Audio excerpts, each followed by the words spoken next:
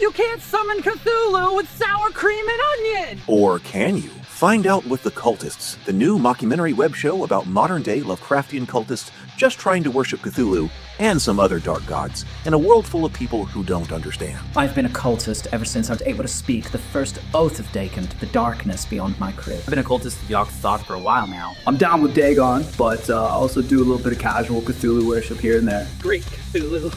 I pledge myself to you! Rob and I are going to try to raise a body. The time for sacrifice has come. Mom! Mommy's trying to sacrifice me again! Mike! Stay away from your sister! We're the Cultists. Our son, Mike, has gotten involved in some things. And there have been a lot of questions about exactly what god he worships. It's causing a lot of tension in the family.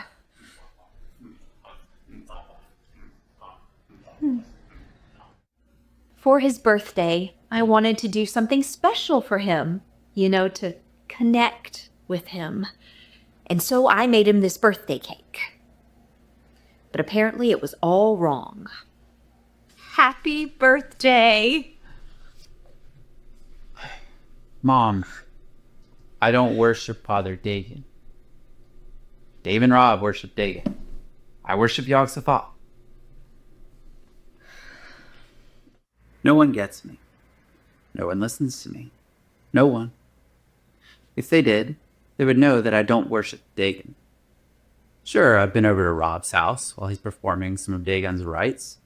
Helped out a bit. Never hurts. But I worship Yogg-Sothoth. You see, it seems like which god he worships changes every month. It is all very confusing.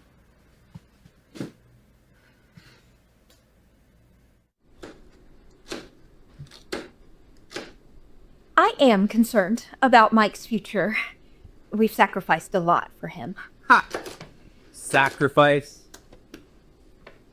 You don't know the first thing about sacrifices, Mom. I'm the only one who's sacrificed anything around here. We just want what's best for you, honey. You really cared about my future, and you let me sacrifice my little sister. No, honey! You have no concept of the blessings that the elder gods bestow upon me and this house. You could become a doctor. Or a lawyer. No, Mom! I'm not going to college. My researches are too important. And if you just let me dig up Grandpa... I better not see you and your shovel within 100 feet of your grandfather's grave. Wouldn't you rather go to a football game with your friends instead? None of my friends are going to the football game, Mom. The elder gods do not concern themselves with pig skin. Besides, I gotta save money. What for? You know what for, Mom. I've been talking about it forever. My plane ticket to Transylvania. There's this baron over there that I really want to study with. It'll be so much better than college. I vigorously pursue knowledge. See, my mind is a vessel. One day I will meet with Yogg-Sothoth and join with him. And when I do, I'll give him my brain and all the knowledge that it contains. If you are so big on accumulating knowledge, you could start by doing your algebra homework. No, Mom. That won't help. Yogg-Sothoth already knows algebra. I've learned something better than that. If he knows algebra so well, why is he letting his top disciple fail algebra? Again. Can you explain that?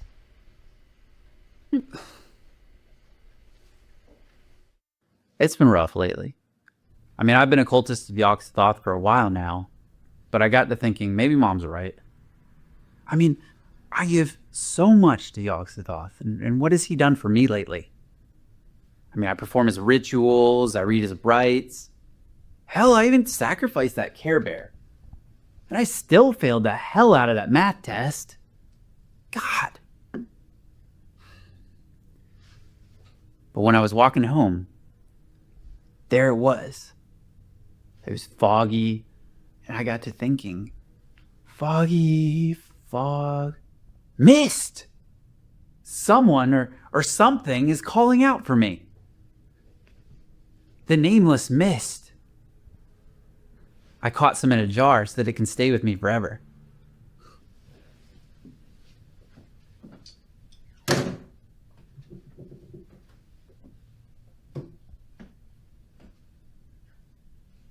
Now I'm all about some nameless mist. I just want him to be normal. I want him to have normal friends. I'm worried about his future. I thought maybe if he gets a job, that'll be good for him. Meet new people, discover new interests. But I had a job. I started Cultist Lawn Care. No one would hire me. No one wanted me working in their lawn in my robe. I have to wear it. I'm in a cult. It's freedom of religion. I'm being oppressed. I'm filing a lawsuit.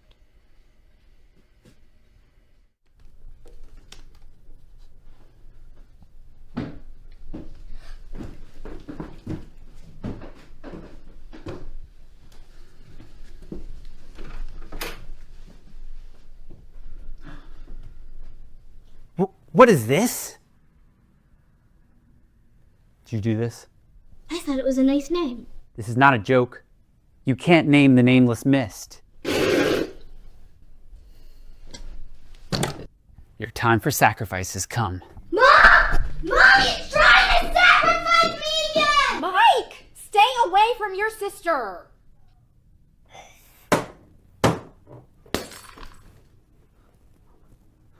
It's a sign. Yog-Sothoth, please, I'm sorry for abandoning you. Please take me back. I thought it was just a phase. He went through an anime phase, a ghost hunting phase, a koi trick phase. I thought it would be just like that. But I'm afraid this is my life now. And I am out of my depth.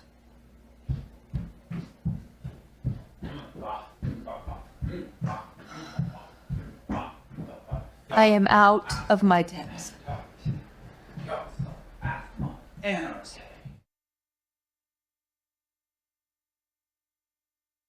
Yog-Sothoth, Astromon, Antarte. Yog-Sothoth is the gate. Yog-Sothoth is the key. Yog-Sothoth is the guardian of the gate. Dinner's ready. Past, present, future. All are one in Yog-Sothoth. He knows when the old ones broke through of old, and he knows when they shall break through again. Time for dinner. Yog-Sothoth, Astromon, Antarte. Hey, did you hear me? It is time for dinner. Mom! I'm trying to commune with Yog-Sothoth here.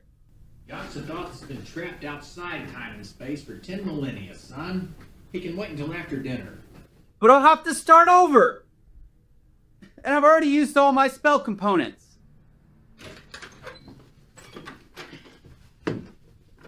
You know better than to start these long and involved rituals right before dinner. Come on now.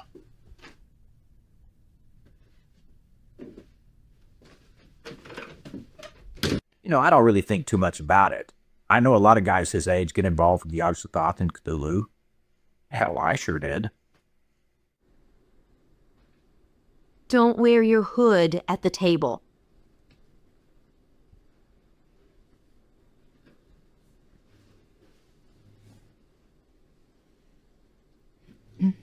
Where's Bella?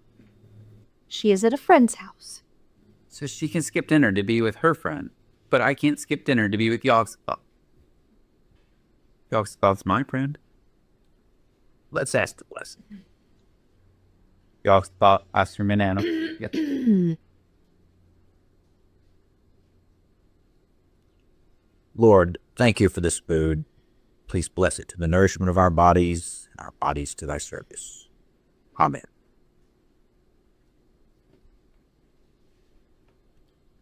Honey, where's the salt? I used it in my ritual.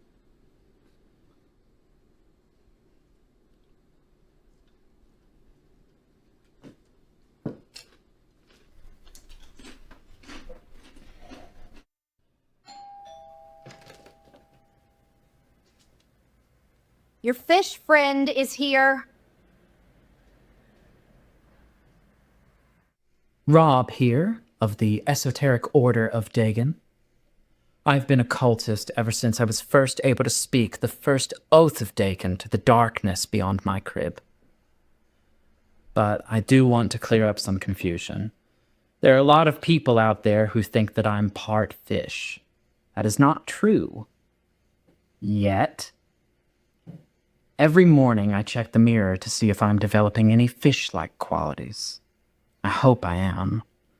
I've done extensive research into my ancestry, and I can't find out who my great-great-grandmother is. I hope that she is a deep one, at the bottom of the sea, calling me home.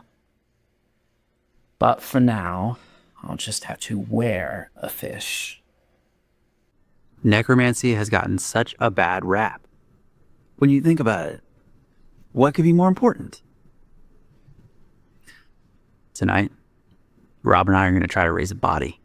If we can bring back the dead, I'm not. It's a whole school of undead fish. What are you doing with that shovel? What did I tell you about your grandfather's grave? But I can bring him back. I don't care. Just let your grandfather stay dead. He will like it better that way. Why don't you two come into the kitchen? Rob, how about some sweet tea? I just made a batch. Fish do not drink tea. We're just going to worship at Rob's place, Mom. Fine. Just don't be out late. Even cultists have school in the morning. She'll come around. When I bring back the dead, everything will change. Do you have a shovel at your place? Fish do not use shovels. Okay. I have an idea. So, how are we going to dig up the body? Well, if we do this right, he'll dig itself up.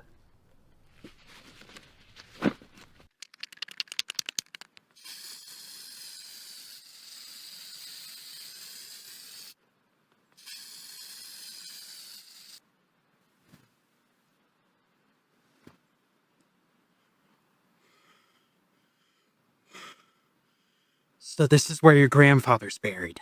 No, this is someone else's grandfather. Why are we digging up someone else's grandfather? Mom didn't say don't dig up someone else. Oh yeah.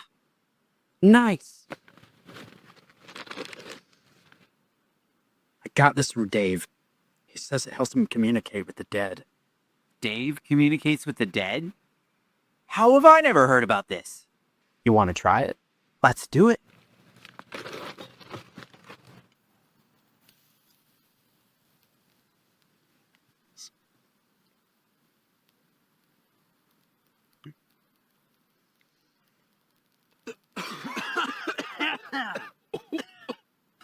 What is that? Oh. Oh my God, Mike. I've never seen the world this way before. You're about to see something you've never seen ever. For there be diverse sorts of death, some wherein the body remaineth, and in some it vanisheth quite away with the spirit. Wait, what incantation is that? Rob, you're distracting me. Okay. Sometimes, as variably attested, it dieth within the body, but after a season is raised up again in the place where the body did decay. Now what? Shh. I think I hear something. Yellow sign. I think you've opened a door to Carcosa. What? Did I use the wrong chance? Mike, I see our 8th grade English teacher. No, it's a giant snake. Yeah, it's Mrs. Cartland. Let's get out of here. My first necromancy trial had some small hiccups, but I'm sure we'll get it right next time.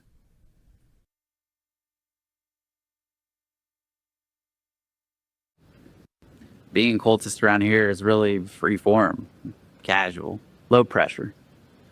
We got a lot of guys that worship different gods in their various ways, but we still try to get all the local cultists together, forges connections in the local cultist community. Everyone is welcome. You can just watch if you want. You don't have to worship anything you don't want to worship. Sometimes we get really strange characters around here. Cultists? Is that what they are? I thought they were some sort of drama club.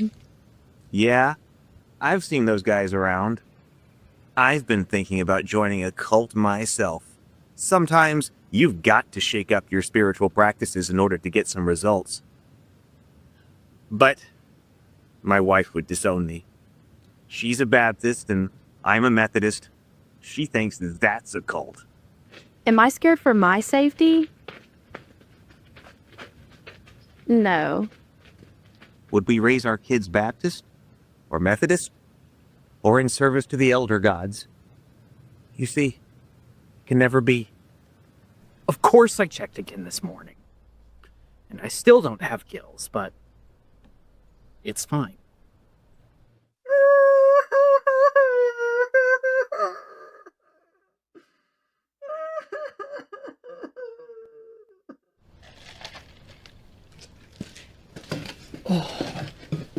Dude.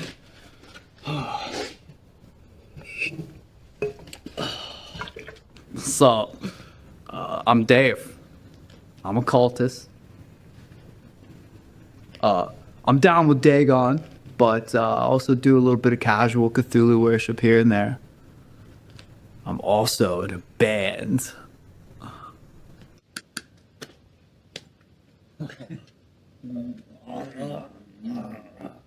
What are you doing? It's our secret cultist handshake.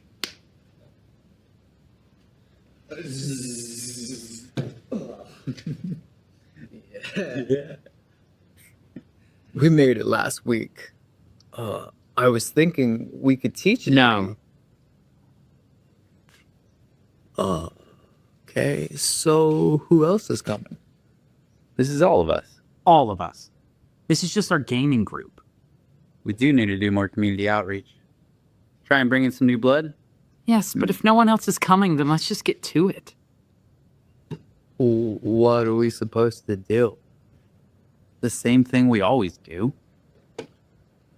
Complain about how hard it is being in a cult to the only people who understand. How's the cult of Dagon going? It's the esoteric order of Dagon. Oh, right. Sorry. So, how is it? About the same. We've never really recovered from the defeat of the Philistines. Yeah, I know. It'll get better, though. Dude, this would be a sick place to bring the band, bro. No! We've done our cultist meet up here too many times. This place is, like, sacred now. You can't mix cult life and band life, Dave. It's like sacrilege. Is this the cultist meetup? Yes. Yes, it is. Come to hang out. Please, sit down. No! No way! We can't just let some strange cultist show up. Guys, please accept me. I have nothing else. I brought some snacks. He's brought an offering. Oh, all right. You can sit down. So, what exactly is going on here? I want to join the esoteric order of Dagon. Oh my god!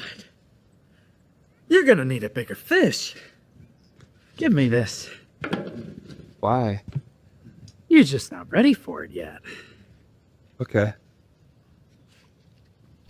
I am so glad to have been here. Now I have someone to take under my fin. I'm gonna teach him everything I know. If you could become a fish, that would be amazing. Then I could command you with my mental fish powers. So does everyone here worship the old things? There are no old things. My 6th grade gym sock, that's an old thing. It's elder thing. And they're the greater gods. The old ones. Oh, I could totally worship the elder ones. No. Again, there are no elder ones. Elder things and old ones. Basic cult stuff here. Don't worry, Jim. The old ones don't throw lightning bolts. Do you want some coffee? I don't drink coffee. You sure? It's cultist coffee. Cultist coffee? Yeah. What makes it cultist coffee? I'm a cultist and I'm drinking it. Oh. Then I'll have some.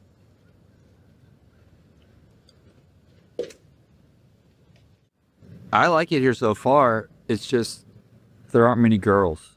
I thought there'd be girls here. That's my only criticism.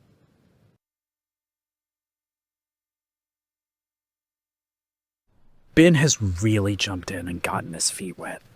He has done a lot of outreach. He found a couple of cults around town with a lot more girls in them, but I'm not really sure if we need that around here. But Mike says community is really important. Something about the cultist life being really hard for him when he's going at it alone. So we're here to meet the first cult today. First aid? He said he's at band practice. They're supposed to be here by now. I don't like it.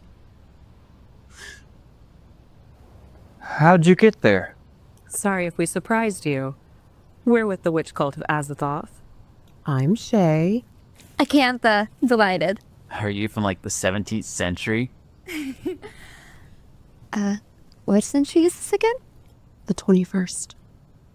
Right. I'm from that one.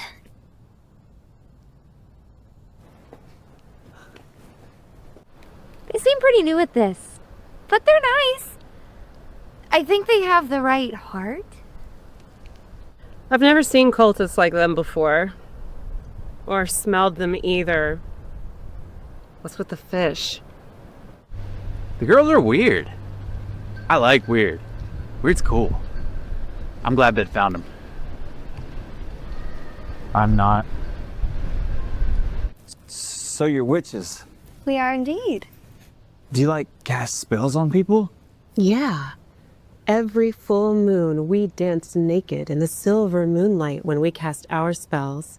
Really? No. Oh. So we are doing yoga in the park today.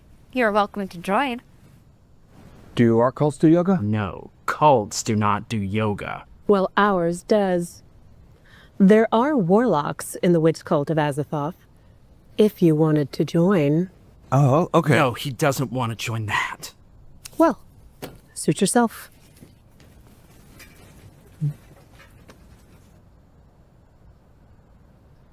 I'm in.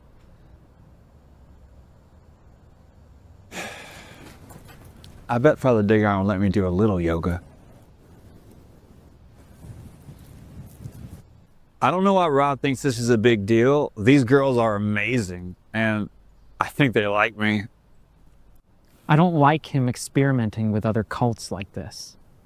Father Dagon has everything he needs. Fish are not flexible! Yes, they are. They are? They are?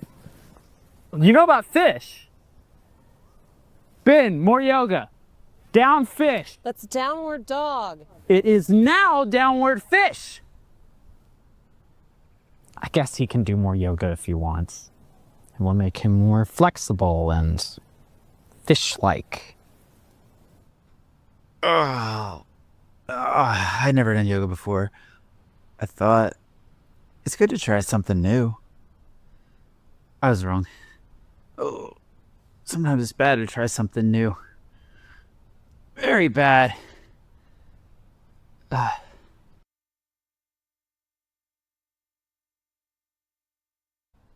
So we're meeting another cult today? but they want to meet close to the woods for some reason. We missed you yesterday, Dave. Oh yeah, sorry, man. Hi. You're the other cultists, right? I'm Carrie. I'm Sherry. We're the cult. We know who you are. Oh. Cool. You're from the, Fertility cult of Shubnagora, yes. We're about to have a worship service. You should totally come. Worshipping Shovely. Oh, yes. Sounds dope. Well, Dagon mind if I worship two gods? Actually, Nah, I mean, I used to be with all sorts of other guys. Just, Labini yoga. No. Cool. I'm down. I'm not. It smells fishy. That's just you, Rob. I'm out of here. Just this way.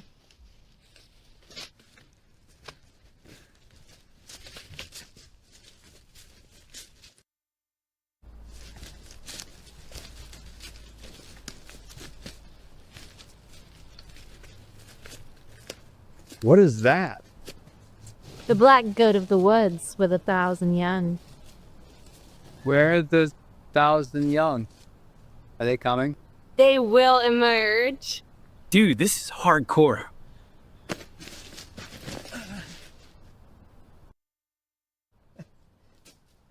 Aya, Shubnagora! Hail the black goat of the woods with 1,000 young. I don't know about this. Are you kidding? This is amazing. These girls really understand being in a cult. Aya, Shubnagora! I didn't sign up for this. Cower before the black goat. Dagon! It's okay, buddy. Be strong. Aya, Shubnagora! Yes! I love this cult. Again. What is wrong with you, Mike? Subnagora! What are you going to do with us? We're going to eat you. Yeah. No! They do not mean in the good way. I'm not ready to die. You got pepper my eyes. Let them go! What are you doing? Here to save you. Yes, untie me. You're my hero. Repent! I'm sorry, Father Dagon. I will never forsake you again.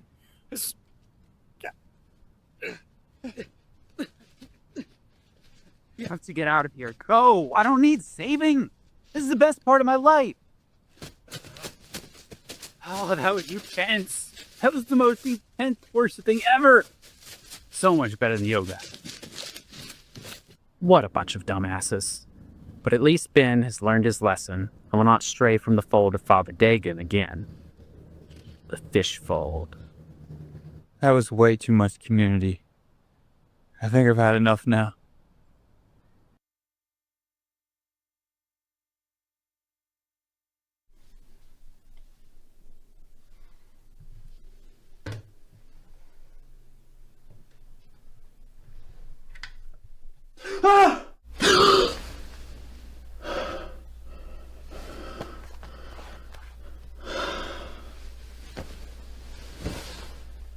Fortunately, my fish was safe and sound. Whoa. I've never had a nightmare like that. What do you think it means? I think someone's trying to mind control you. Wait, you don't mean... I do. That night at the graveyard. You said you saw the yellow sign. You think the cult of the Yellow King is here? Who's the Yellow King? And what's the yellow sign? He is a king who even emperors worship, ruling from dark and lost Carcosa. The ultimate gift his cultists can give him is a city. And what city would be a brighter jewel in the crown of the Yellow King than our own great town? His cultists mark their victims for mental torment with a yellow sign. Look! It's a yellow sign. No. Just a church flyer. But it's yellow, and it's a sign. You'll know when you see it. Keep your eyes peeled. Their agents could be anywhere.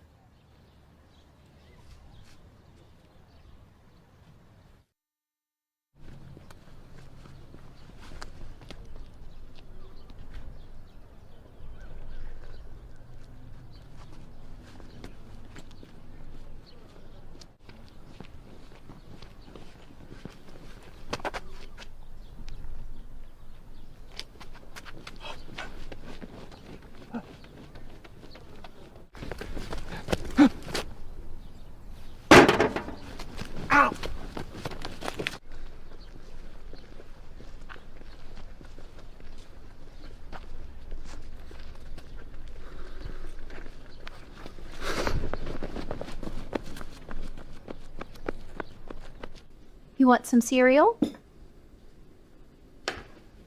No.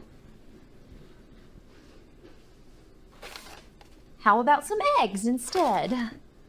No. No! Get that away from me!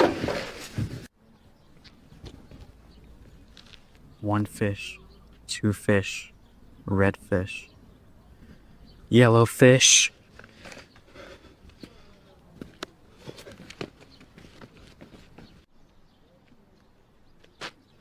Hey, man, can you toss that back?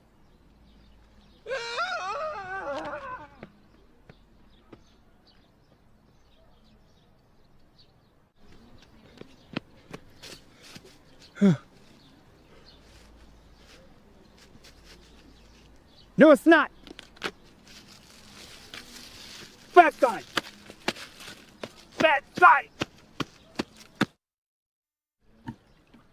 For the last 3 days, I've been tormented by the color yellow. Who knew there were so many yellow things in this world? Their cult has gotten into everything. Mike is right. They are after us. So I've called an emergency cultist meeting to deal with the issue.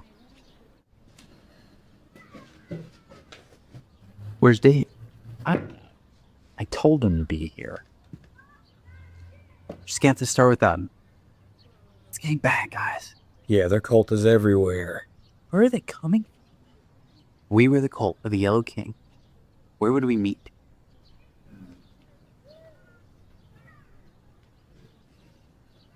There. You two, stay here and stake out that bench. We need to know everything that happens there. How do we do that? I don't know, just be inconspicuous. Where are you going? To get Shane a Kent, we need backup.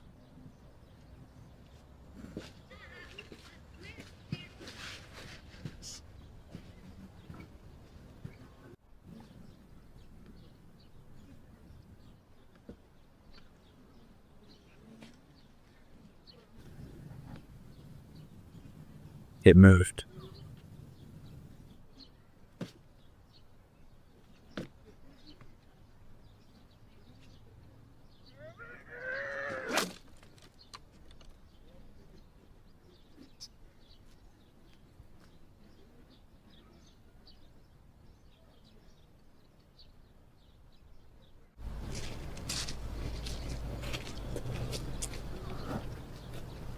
What's up, guys?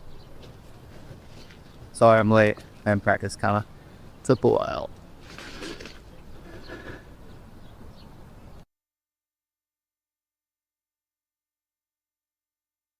Dave's band has been infiltrated by the Yellow King. But I can exorcise him.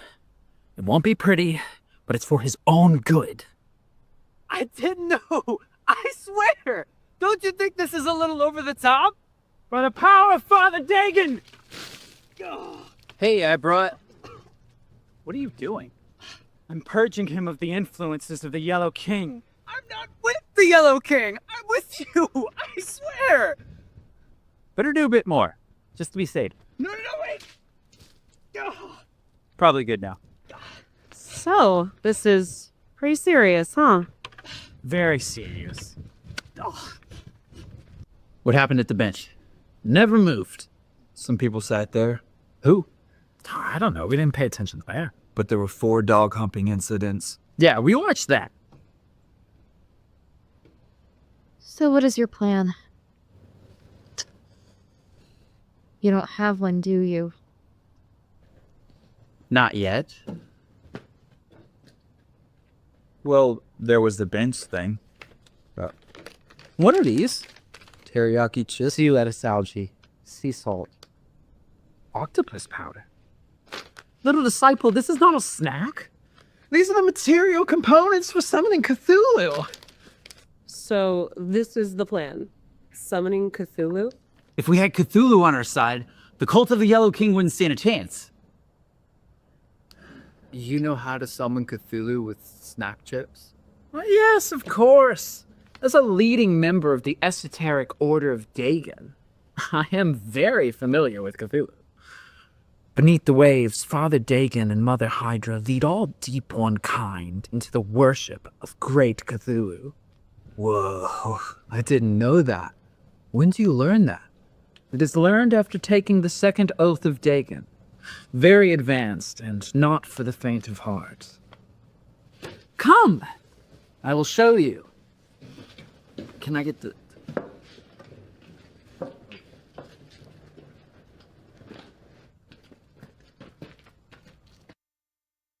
I just don't think this is how Cthulhu works. Disciple, I need you here. Okay. Wizard Priest, I need you there. And, Dave, right there. Bring forth the seasoned offering.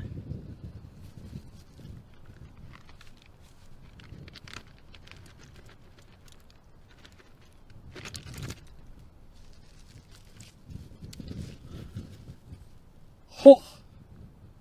Ho! Ha! Oh, ha! Shabada!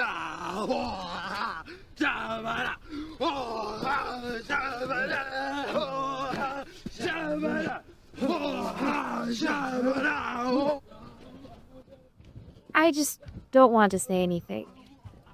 Rob does not take criticism well. Maybe we should just see how this plays out.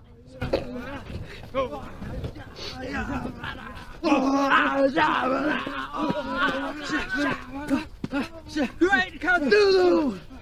Cthulhu! The time has come! We summon you! Shout louder! Maybe he's in deep thought. Or on the toilet! Or on a journey! He's not on a journey! Louder then! He must be awakened! We're trying!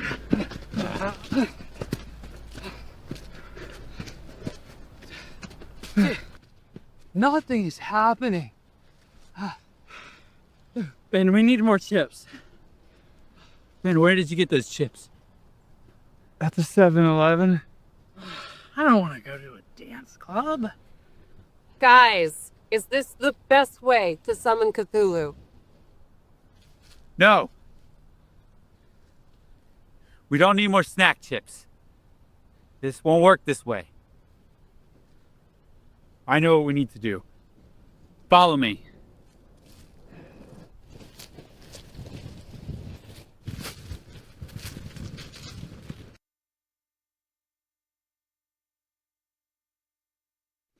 You can't just summon Cthulhu out of nowhere.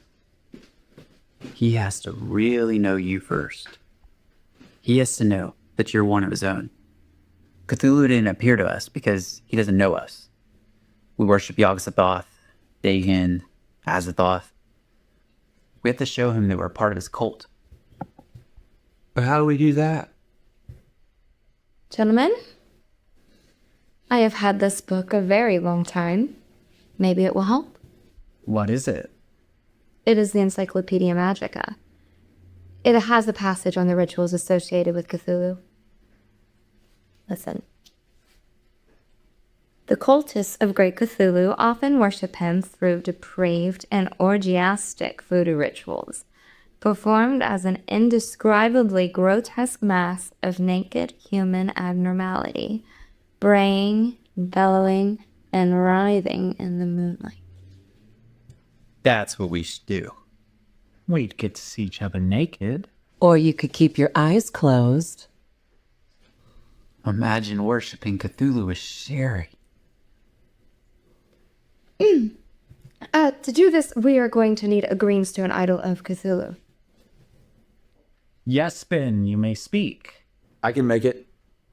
I majored in art for a semester. Great. Ben, you're on idol duty. Now we just have to find a place to worship. I got this. Hey, Ma! Can I have a party tonight? You want to have a party? Yeah. Like a football party? Yeah. Pigskin. Exactly. Yes, of course. Whatever you want. Bingo. Hey. Oh, I missed you too. So we're worshiping Cthulhu tonight. You should come. I mean, if you want to come. When I say come, I mean attend. So you'll be there? Great.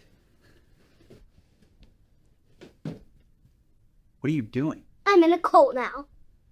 You wouldn't know the first thing about being in a cult. Yes, I do. You dress up in fish clothes and say weird words. Yog Socks Mom Party. Yog Socks is the gate. See? Now I can come to your party. No. You're not in a cult, and you're not coming to the party.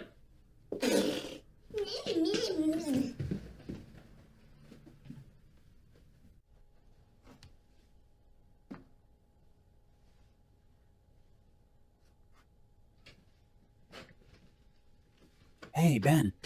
Did you bring it? Yep. He's got a knife. Yes, Cthulhu with a knife. Ben, Cthulhu does not have a knife. Why can't he have a knife? Well, who would make it for him? Cthulhu's like 10 stories tall. His knife would be the size of a streetlight. Change it. Change it. Swear to God. I was trying to worship here. I have Cthulhu with a knife.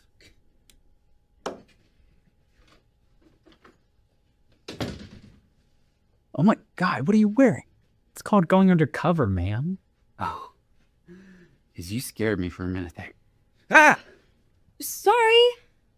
What is that? Just something I like to use when I worship. Well, hi, Dave. How nice of you to join us. Dude, I know. The band. Stubborn. You've not been further compromised by the Yellow King, have you? No, Cthulhu, no. We're all here, right? Almost. Who else is coming? Oh no. You invited her? Yes.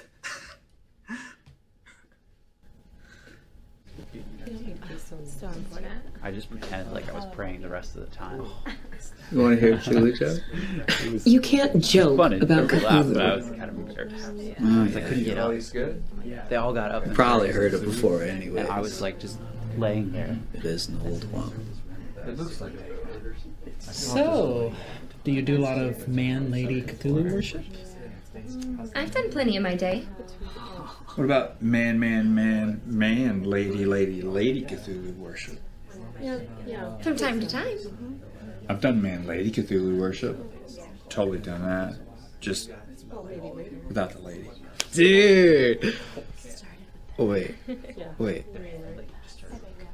I've done that before. That's just by yourself. All right. Remember, you should do a lot of bellowing, braying, and writhing. Like this?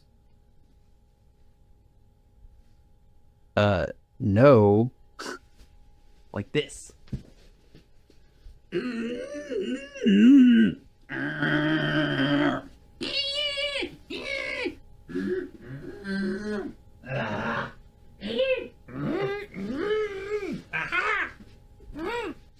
That was very good. Now I'll give you a reason to bellow and writhe. Please don't. No eating. Okay. It's enough. Let's start the chant, okay?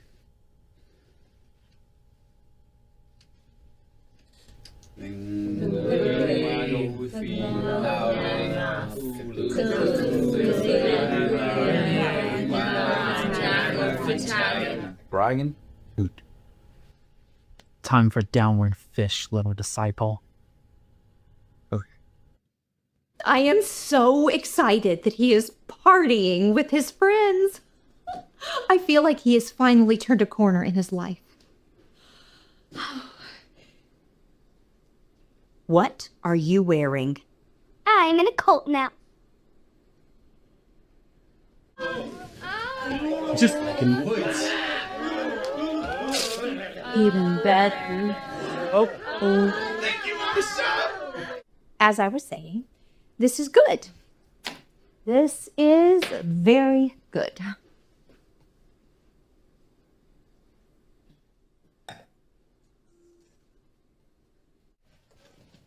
I'm going to surprise him.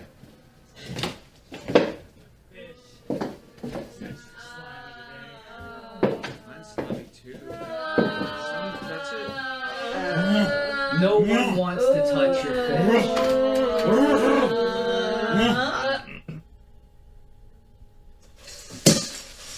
Mom! Whoa, I'm grounded for life now. But worth it.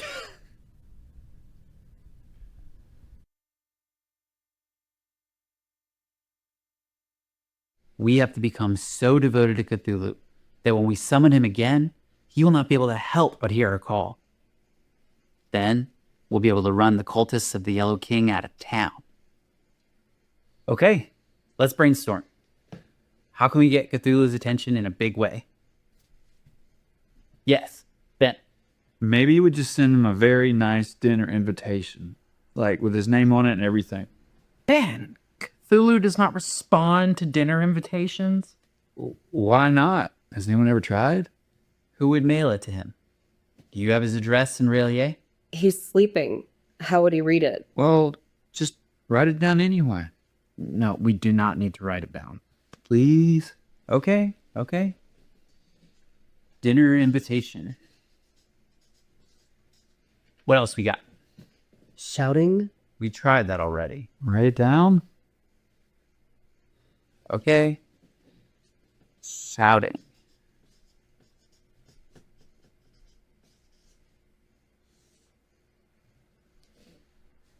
Foghorn. Yes. That is louder than shouting. Blowing the foghorn with a searchlight right over Rillier. Like a Cthulhu bat signal. But then we'd have to go all the way to the Pacific Ocean. Yeah, that's right. Akezda, is there anything else in that book there? Let me see. There's this. Those most dedicated to Cthulhu's nihilistic cult will sear the brand of his dragonesque and cephalopodic visage into their flesh. Often in a ceremony on the moonless night of the Lunar New Year, and witnessed by the god's wizard priests who smear themselves with the blood of their sacrificial victims. Of special significance in this ceremony is the chaotic rhythm beaten on drums of human skin by feral drummers, who are wholly given to whatever barbaric and animalistic impulses are buried in the recesses of all human minds. That's it. That's what we need to do. Burn his brand into our flesh. No, don't write that. Don't worry, Ben. You don't have to get branded if you don't want to. If you're not fully devoted, you can be the drum.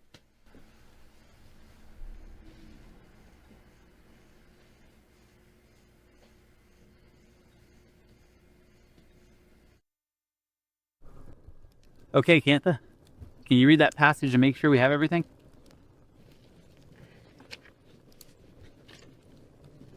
Those most dedicated to Cthulhu's nihilistic cult That's me. will sear the brand of his dragonesque and cephalopodic visage into their flesh. Got the brand right here. Often in a ceremony on the moonless night of the Lunar New Year. My mom won't let me out at night anymore. So we'll just have to be extra dedicated.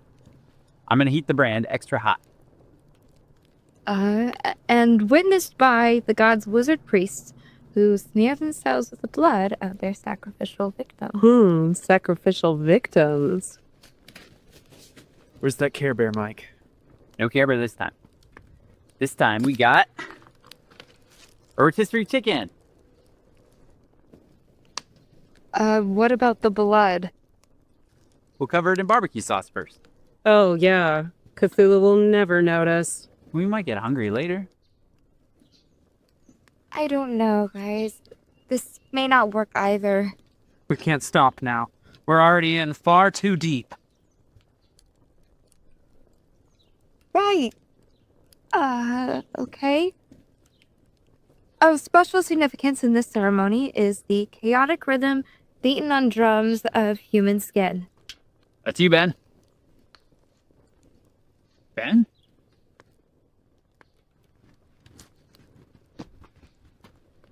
No.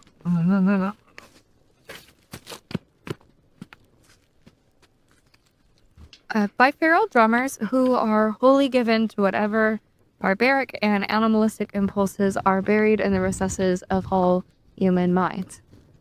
Oh, feral drummer. That's me. I love playing the drums. And I'm totally given to animalism. Take off your toga, Ben.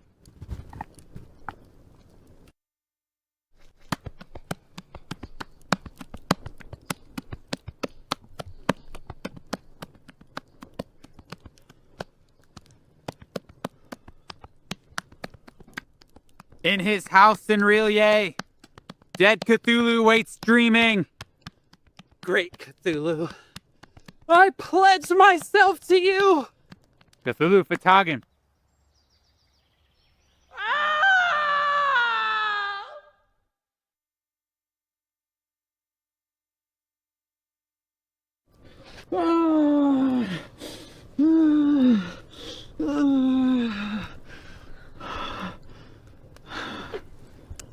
Dude. When my time comes, I'm thinking I might just do the temporary tattoo of Cthulhu. I've never done anything this intense. I feel truly aligned with the Deep Ones in this moment. I know I'll make them proud. Wizardly priest, ladies of Azathoth, cave. Begin.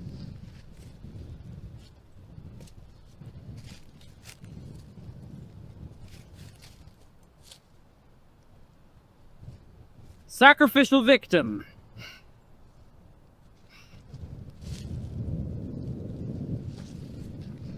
Ceremonial dagger. This is rubber. It's all I could get. Mom won't let me near a real knife anymore. Whatever.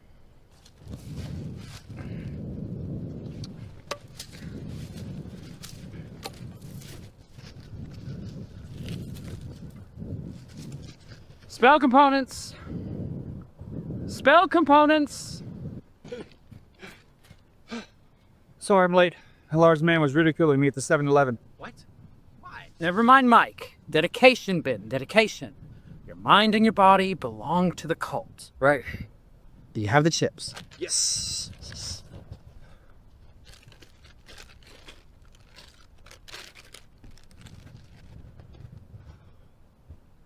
Ritual music.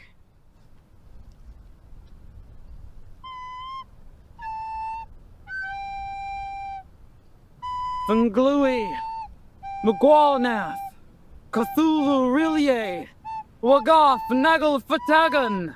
Yeah. Cthulhu Fatagan.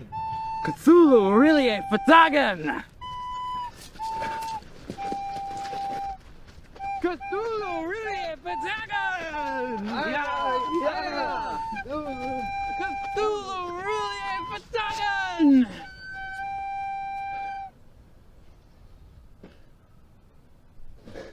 Where's Cthulhu? He should be here by now.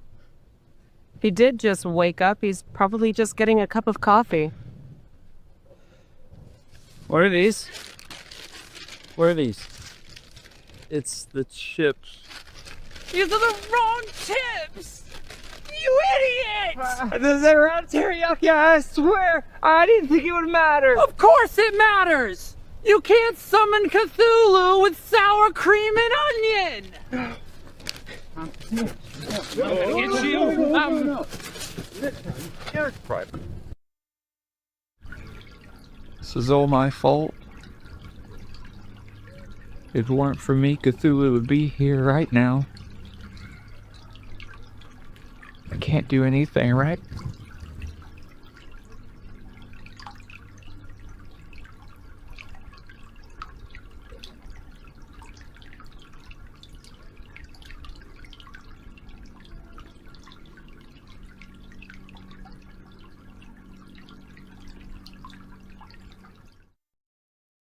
Perhaps the stars just were not right for Cthulhu. Ben. I know what I have to do. Are you okay? We didn't sacrifice enough. I didn't sacrifice enough. What are you gonna do? I offer myself to great Cthulhu. Oh, yes, my disciple. No, you can't. It's the only way. Yeah, sure, but sacrificing yourself, doesn't that seem a little extreme? Music. Music!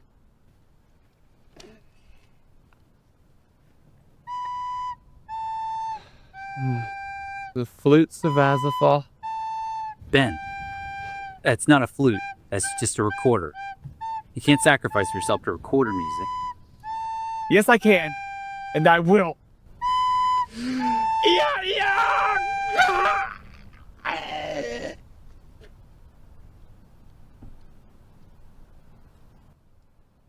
It's a rubber knife, Ben.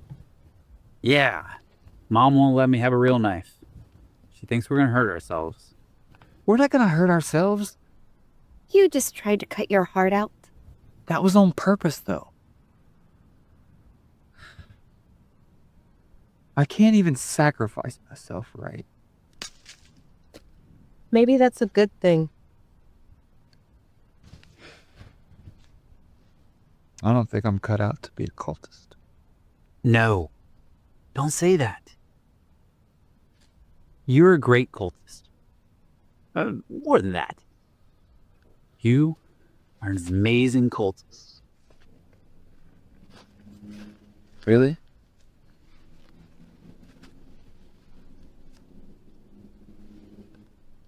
You can always try again tomorrow. Dude. When you were about to sacrifice yourself, that was real, man. Yeah. Would have been a fake knife, but it was still the greatest thing you've ever done. It was pretty great. My proudest moment. Any cult leader would be proud to have you as their disciple.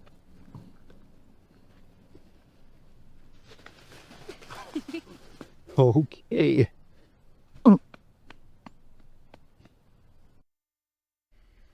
I have stopped asking him what he does with his cult friends. At this point, I would rather not know. You have to pick your battles. What matters to me is that he does his chores and turns his homework in on time, and lately he has been much better at both, so all things considered, I am pretty happy.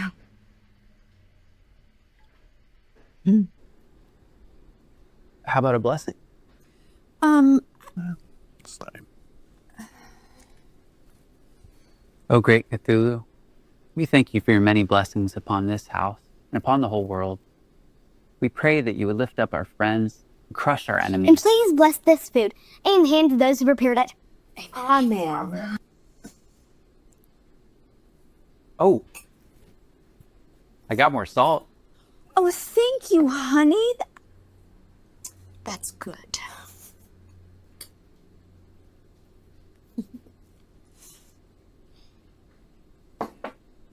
I vacuumed it off the floor after my ritual.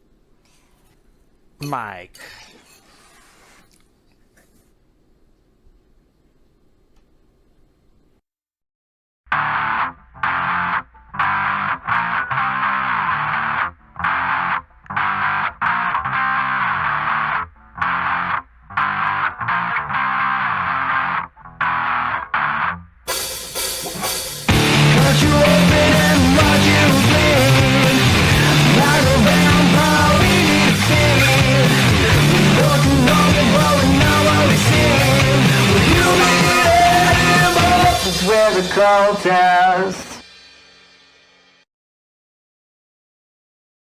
I had originally conceived of the Cultists while I was writing some very serious Lovecraftian stories for the world of Journey to the Tree of Sorrows that I was developing with David LaRocca. And of course, as you're writing serious stories and serious material, of course a bunch of different jokes come to you. And so I kept a notebook with me where I would just write down all the different jokes or gags that I thought of, or David and I bounced off of each other as we were working on the serious Journey material. And as I was working on the darker, more serious things, of course, my mind did return to the lighter, more comical things from time to time. And there were several days at different bars where I would just sit down and with my notebook and with my computer and type up some of the scenes that would become some of the early drafts of the scripts for the Cultists. And it was from those just scenes put together from those notes that this whole series kind of sprang. You can see up above the table in the kitchen the sign for Avondale Brewing, and that's a local brewery here in Birmingham, and so that's a neat little item that ties the location to Birmingham, Alabama.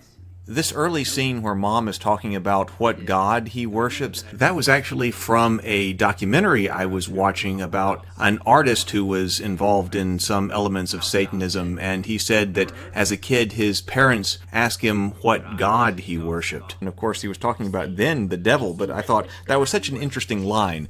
You know, concern about what god you worship. But I could take that and I could put it in this comedic Lovecraftian setting where it's not serious at all, and that was kind of the genesis of that idea. Of course, the character of Mike is supposed to be kind of a modern-day Charles Dexter Ward with his interest in necromancy. And there is a little bit of a meta Easter egg here, because if you look closely at the table in front of Mike, one of the books that he has is the complete works of H.P. Lovecraft. If you look at the pin that Mike is wearing, that pin was one of the symbols that was designed for Journey to the Tree of Sorrows, and it's called the Seal of Yog-Sothoth. If you look up the Seal of Yog-Sothoth on YouTube, you will find what I wrote about the Seal of Yog-Sothoth as part of the Encyclopedia Magica in the context of a very serious Lovecraftian world. Rebecca Yeager, who plays Mom here, is I believe the only actress who didn't audition. As we were formulating this and had the character of Mom, Brennan, the director of photography, said, "I know exactly who should play that role. She's a professor at Birmingham Southern." He called her up, she said, "Sure, I'll do it," and then she showed up on set, and of course, she's just fantastic. If you think back on this conversation after you've seen Mike's friends, Dave and Rob, and you think about Mom saying, "Aren't they going to a football game?" Of course, Rob and Dave are not the kinds of people who are going to be going to the football game on a Friday night. This house that we're in, by the way, is an Airbnb that we rented in Birmingham. This house was one of the very last locations that we were able to find. Believe it or not, it's very difficult to come up with a house that you can shoot in. And for a lot of different reasons, we weren't able to use their house to shoot the show in. And we can't use my house because if you've seen my house, it doesn't exactly look like a typical suburban house with all the renovations that I've done, so it was out. We went on Airbnb, and of course there were a lot that were out of our price range, but we finally found one where the owner was like, "Yeah, sure, you can shoot here." And so we rented this Airbnb in Birmingham, and that became Mike's house. So if you wanted to, you could actually rent Mike's bedroom. This discussion about Mike acquiring knowledge and giving his brain to Yog-Sothoth is a parody of some of the material for the cult of Yog-Sothoth that had been written for Journey to the Tree of Sorrows. A lot of this is self-parody. I hope that everyone appreciates the altar of Yog-Sothoth, which not only has the seal of Yog-Sothoth on it so it matches Mike's pin, but also Yog-Sothoth orbs. He's using these Christmas decorations to represent the orbs of Yog-Sothoth. I hope everyone appreciates that. We had written a scene which wasn't used where Mike was actually hanging those, and they were supposed to be actually his grandmother's Christmas ornaments, and his mom was upset about that. The idea of sacrificing a Care Bear with a steak knife was something that was in some of my very earliest notes, so that's something that's been around for a long time. We made that altar down in my workshop, and cutting open that bear and shoving that steak knife through it, that was a lot of fun. That was a fun prop to make. I've been asked several times what that is in that jar, and that's just fog from a fog machine. I had one on the other side of the bed, and I think I was laying down there on the other side of the bed to stay out of the shot, and in between takes, I would refill that jar with fog from the fog machine, and we could only do 1 or 2 takes with that fog because it would start to dissipate in the jar and then it wouldn't look good anymore, so I was always having to refill it between takes. This scene with Cultist lawn care was written in kind of late because originally, as the scripts were written, when Mike goes and tries to get a job, he gets a job at some place like Walmart and of course scaring customers as he's doing who knows what in the store. But those are the kinds of scenes that are very difficult to do because although I know a lot of our fans want to see more of the cultists interacting with the outside world, taking the film crew in and shooting something in a store like that, very difficult to do, and we weren't able to do it for this season, so we rewrote it as Cultist Lawn Care. And shooting this scene was really funny because we were getting a lot of strange stares from the neighbors, and this car that goes by was also really funny because they slowed down to look at Mike and did this slow roll as they passed him trying to figure out what was going on. That name tag she's putting on the nameless mist there says Matilda. I'm not sure if you can see it quite as well as you might, but this is a great way to introduce Bella, the sister, who was played by Ava Conley. And the little sister was a role that we had written into the script and we really liked and enjoyed, but we were afraid that it was going to be too difficult to find a young actress to play Bella. And so basically we cut all of that out of our scripts. But before we went to auditions, we decided we might as well put it out there. So we put together some sides for people to read for Bella. Oh, this jar cracking sound, this was really fun to get. Actually, the Foley turns out to be one of my favorite things. During post-production, Brennan came over to my house, and we were breaking jars in my living room, capturing it with different microphones at different distances. We broke a lot of jars on my living room floor to get that sound. But anyway, regarding the Bella auditions, we ended up with all of this fantastic talent who showed up to read for Bella, and there were a number of different actresses we could have chosen, but Ava really stood out. We thought she would be great for the role, and then we went and wrote all of those scenes back into the scripts to add Bella back in, and of course it just worked fantastic. And Ava is a joy to have on set. Everybody loves it when Ava shows up. She's wonderful to work with. That oompa, oompa, oompa, that was all ad-libbed by Peter, the actor who plays Mike. We didn't have anything written in the script for that other than strange chanting, so that's what Peter came up with for that and his addition to the story. If you've enjoyed this commentary, please watch Season 1 here on the YouTube channel now, and also subscribe to stay with us because Season 2 is coming soon. The Yog-Sothoth Astramon Antarte chant, that was something that I had created for the Cultists of Yog-Sothoth for the Journey to the Tree of Sorrows, so you can see that Mike here is really clued in on that. Of course, the rest of the chant is the classic lines from the Necronomicon that pertain to Yog-Sothoth. When I had envisioned this scene as we were writing it, of course we've got all this fog in here, which again I'm making with a fog machine on the other side of the bed. I had envisioned so many more sticks of incense in here, like he's got the room covered with them, which is what's creating all this fog, but we weren't really able to do that once we got in there, so we just have this kind of one stick of incense that he's got, and supposedly all of this fog that this one stick of incense is causing. So hopefully we get that point across with this. And now when Dad comes in and says, "You know better than to start these long and involved rituals," that was a line that my parents used to give to me regarding board games. Like, you know better than to start one of these long and involved board games that I used to like to play right before dinner. So I was a board gamer, but I suppose that applies if your kid is a cultist as well.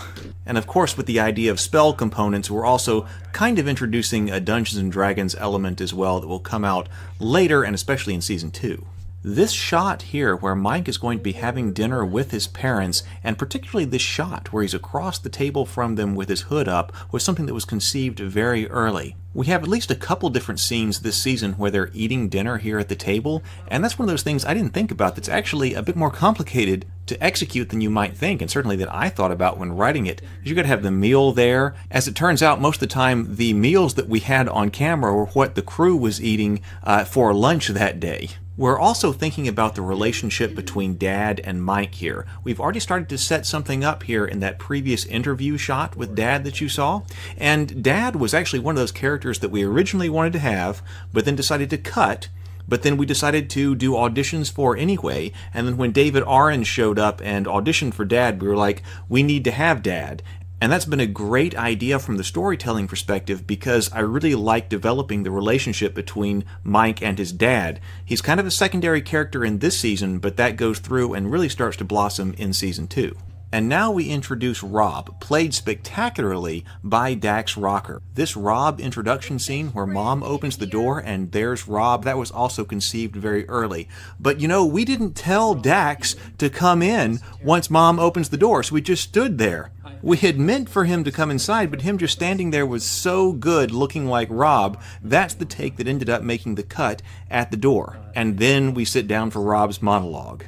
I remember this evening shooting this with Dax, and it was just amazing because Dax becomes Rob when he's on screen. And I love how he delivers this monologue. He is the character, and at some point, I don't know if it's on screen, but he's standing there staring at the character with his trident with the fish on his head, and this like moth or fly or something just flies across the screen, and he doesn't even notice. He's just so intense that he's, he is Rob. It's so fantastic.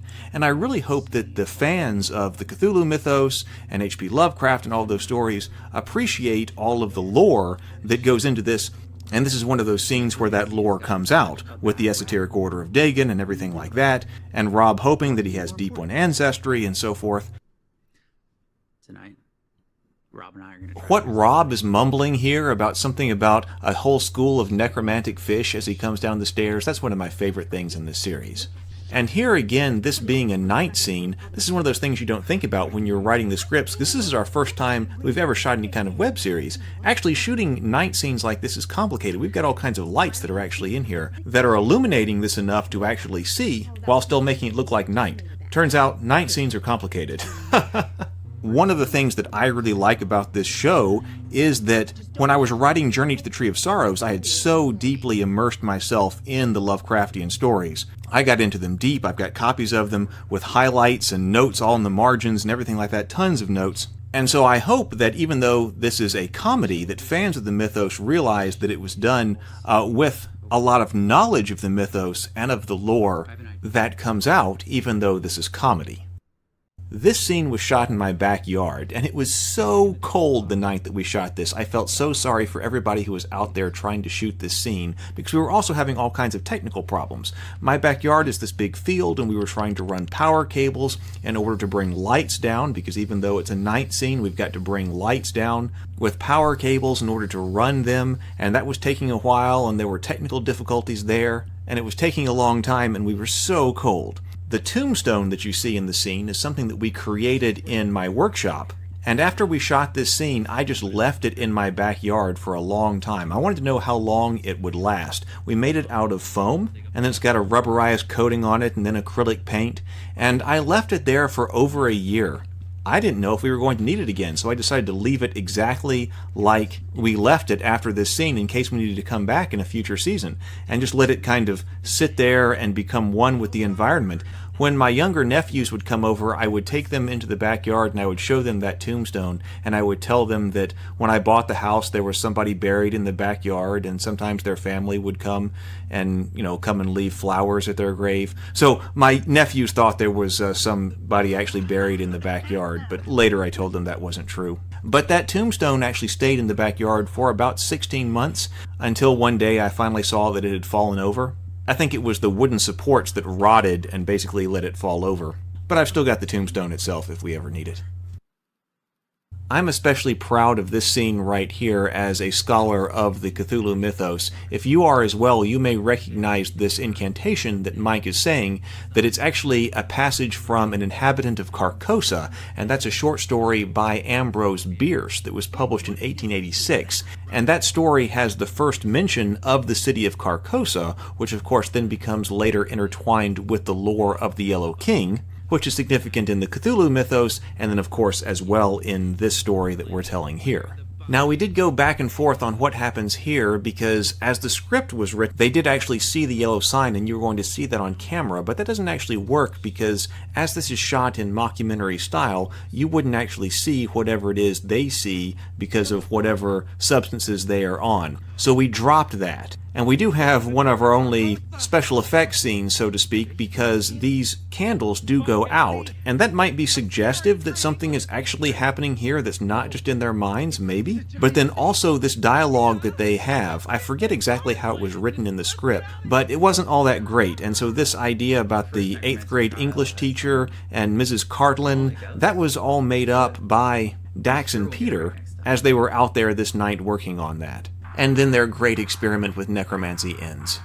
This is another one of those scenes where the dialogue that you hear can be found in some of the very earliest notes that I put together for the Cultists. The idea of we're real casual around here, you don't have to worship anything you don't want to worship. Very early ideas. You can just watch if you want. This episode also gives us a chance for some really cool cameos. There's Brianna, our director. This is Kimbrel, one of the production assistants that was on the show. I thought they were some sort of drama club. And here I am as Steve. Now, originally, Steve was a character who was part of the core group of cultists that you see, but we just cut the character and melded some of his dialogue into the other characters. And all that remained for Steve was this little section of this episode, and I took on that role. And I was glad that I did, because later I do reprise the role of Steve in Season 2. You might want to check out Episode 1 for that, so you get some continuity of the character. I was glad to see in the comments on the YouTube video that some people did really appreciate this joke about the Baptist and the Methodists. I'm glad that landed for some people. This little scene here with Rob saying that he checked again this morning and he's still not growing gills and he's fine about it but then really upset, that was added really late in the production. I don't even think it was scripted. I think Brianna and I thought it up in the car on the way to the park one morning that we were going to shoot, and we wrote it on the back of a sheet of paper or something and gave it to Dax to perform, and it's just a wonderful scene. And now we get to introduce another one of our core cultists, Dave, the casual cultist of Cthulhu, and Father Dagon, played by Jester Sky, and he does a fantastic job with Dave.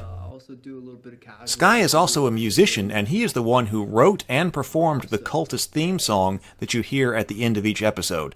That was kind of a late-breaking thing for this season, but such an important addition. He was able to come up with that and get it to us basically right in time for the final edits of the episode, and I love having our own theme song. It's become such an important and iconic part of the series. Dave and his conflict with the band and the cult was also part of some of the very earliest ideas for Dave's character. And we think there's a lot of potential for Dave's story arc as he continues to try to reconcile both band life and cult life.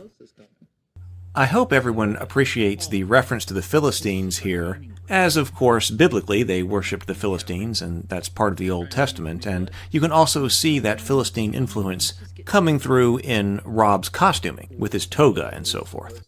According to the script, Rob is supposed to be drinking out of a giant seashell, but I just could not find any way to get a large seashell that's going to hold the coffee and be okay for the set and all of that. So I did have this drinking horn, and so I was like, voila, that's going to be Rob. And so now Rob's drinking horn has become a really iconic part of his character. About the same. We've never really recovered from the defeat of the Philistines. We're about to introduce Ben here, and actually it was Peter Swanson, who's now playing Mike, who was originally cast in the role of Ben. That's because we had a different younger actor cast for Mike, but that just didn't work out. He was out of state, he was 16 years old, so we were dealing with a minor across state lines, and it was just too much to work out. And so he had to end up declining the role, and so we had to recast. And we had the audition tapes for Glenn. I forget exactly what he had auditioned for, but Brianna was like, he needs to be Ben, and then we will move Peter over to Mike. And of course, this has just worked out wonderfully. But originally, the idea was for all of the characters to be much younger, and you can think about how different that would be when you're thinking about Ben's line when he comes up and says, guys, I have nothing else. Please accept me. I have nothing else. Well, if that were said by somebody who was 16 years old, you might think, oh, you have nothing else, oh yeah, you're still in 10th grade or whatever. But when Glenn comes up and delivers that line, it really makes you think, what has happened to Ben throughout his life? And that's something else that we really want to explore in later seasons. We think there's some great material there. I want to join the Esoteric Order of Dagon. Of course, the relationship between Rob and Ben is such an important part of this show, and I think that Dax and Glenn just have done it so well. You're just not ready for it yet. Okay. The idea of them eating the white powdered donuts was also one of the very earliest things I had written down in a notebook, because I was trying to think, what's the worst possible snack you could bring for people who all wear a bunch of black robes? Well, it's got to be white powdered donuts. Through a lot of these early episodes, you're still seeing very early ideas and formulations of what the series was supposed to be. When it was originally conceived, it was intended to be episodic, and I was almost thinking of each episode as basically like a skit that was performed by this crazy group of cultists and what they were doing in that particular skit. And in fact, when I was getting everybody together to try to do this show, I wasn't thinking that it was going to be anywhere near as big as it is now. I was like, let's just see if we can do a web series. I don't care, let's shoot it on our phones. I was expecting that I was just going to have a bunch of friends who were going to be playing all of the roles. I was expecting it to be extremely casual, but then in the production of the show, it just grew and grew and grew, and we ended up having to do auditions, and then we ended up with all of the lighting and the camera and the sets, and it just grew and grew and grew into what it is. And as you can see in later episodes, we do start to develop more of a thread of the story that's going between all of the episodes. And that really starts to take off in Season 2, because Season 2 is one continual story arc. But here, you're still seeing the very beginning of what we were thinking about trying to do, just basically skits with these guys, episode by episode. And poor Ben, the only problem he's got with what just happened to him was that there were no girls there. I love it. One of the major challenges that we faced from a costuming perspective for this season was undoubtedly Ben's toga. Of course, it's intended to be just a toga that he made out of a bed sheet, sort of in imitation of what Rob wears. So, of course, we thought, well, we'll just make the toga out of a bed sheet like it is. But it turned out that just pinning the sheet on Glenn in the toga fashion wasn't anywhere near as robust enough as was required for the rigors of production. We frequently had to pause in order to get the toga back on Glenn in something approximating an acceptable form. You can see it in all kinds of states of degradation throughout the show. And I only had one sheet for Ben's toga, and it was constantly getting dirty since we were outside in the park. I don't know how many times I threw that sheet in the washing machine while we were still on production to have it ready and clean for the next day. And now we introduce the lovely ladies of Azathoth. I don't know why they don't have brooms. For some reason, I didn't think of it. But I fixed that for Season 2 when we were going over all of the costumes and props, and I was like, oh, the witches need brooms. So I made brooms for them for Season 2. The park that we're shooting in is really close to my house. It's just a small park in rural Alabama, and we decided to shoot it here because we were just looking for a place that was out of the way, without a lot of people, where we could just go and we could shoot this show. It's nice that it's close to my house, so if we forget something or need something, I can go and get it, but it is a bit out of the way for the other members of the cast and crew, so I always appreciate them coming down for it. It was so cold the day we shot this. It had already been cold and sometimes rainy during this whole production. We were trying to shoot this in like the only 2 weeks that we ended up having winter here in Alabama for this season. There was one day it was so cold that we actually called off shooting. Everybody had retreated to their cars to try to warm up, and not long after, Brianna and I made the call that we just got to send everybody home. The day we shot this episode was pretty close to that cold, but we powered through it and got it done. In between takes, people were putting on heavy coats, and Rachel and Mallory, who play the witches, were even wrapping themselves up in a really thick blanket. I think one of them might even been a sleeping bag, in between takes just to stay warm. I remember Brennan was also talking about what kind of color correction it took in order to get all of the, purple from the cold out of people's faces. It was brutal. I felt so bad for everybody, and especially the girls, since they were so cold. But it worked, we got it done, and I really appreciated everybody doing that. Rescheduling days can always be such a mess. Sometimes you have to do it, but it's so nice when you don't have to. And actually, the reason that we're underneath this big pavilion, I had forgotten, was because we had to move because it was so cold. On whatever day it was that we were shooting the first shot ever with the cultists under the pavilion, we had originally started at a different table. It was just a smaller picnic table, but that did have a pavilion over it. But there was no electricity down there. And it was so cold trying to shoot at that other table, we had to move someplace that had electrical plugs so we could plug in heaters to warm our hands up in between takes. So we ended up shooting that whole scene under this really large pavilion that has a bunch of tables on it that also has electricity. And so this table and this location under this major pavilion became the now iconic location where all of the cultists meet for coffee. This is an ad-libbed scene with Dax and Glenn. A few times while we were shooting the show, if we had a little extra time, we would just let the actors and actresses get into character, and we would do a little bit of improv. This whole episode was shot in a single day, and in fact, you're looking at the very first day ever on set shooting The Cultists.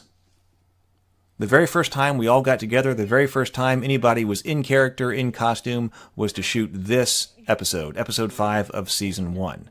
And it was actually my first day ever on set trying to do something like this. Everything was hectic, everything was scattered, trying to get everything there. And in fact, we almost had a major wardrobe error. Mike didn't have the right robe. We had the wrong robe out here in the park that day, and the correct robe that had been tailored for him was over an hour away in Birmingham. Now, my house was 10 minutes away, and by chance, just by sheer happenstance, I had another one of Mike's robes. Because actually I think we had 2 in Birmingham, so his robe and his backup robe were over an hour away. But I had another one of those robes that I was going to use as a Halloween costume or something like that was just mine personally, and I went and got it. I found it, thank goodness, brought it back to the park, and got it on Peter.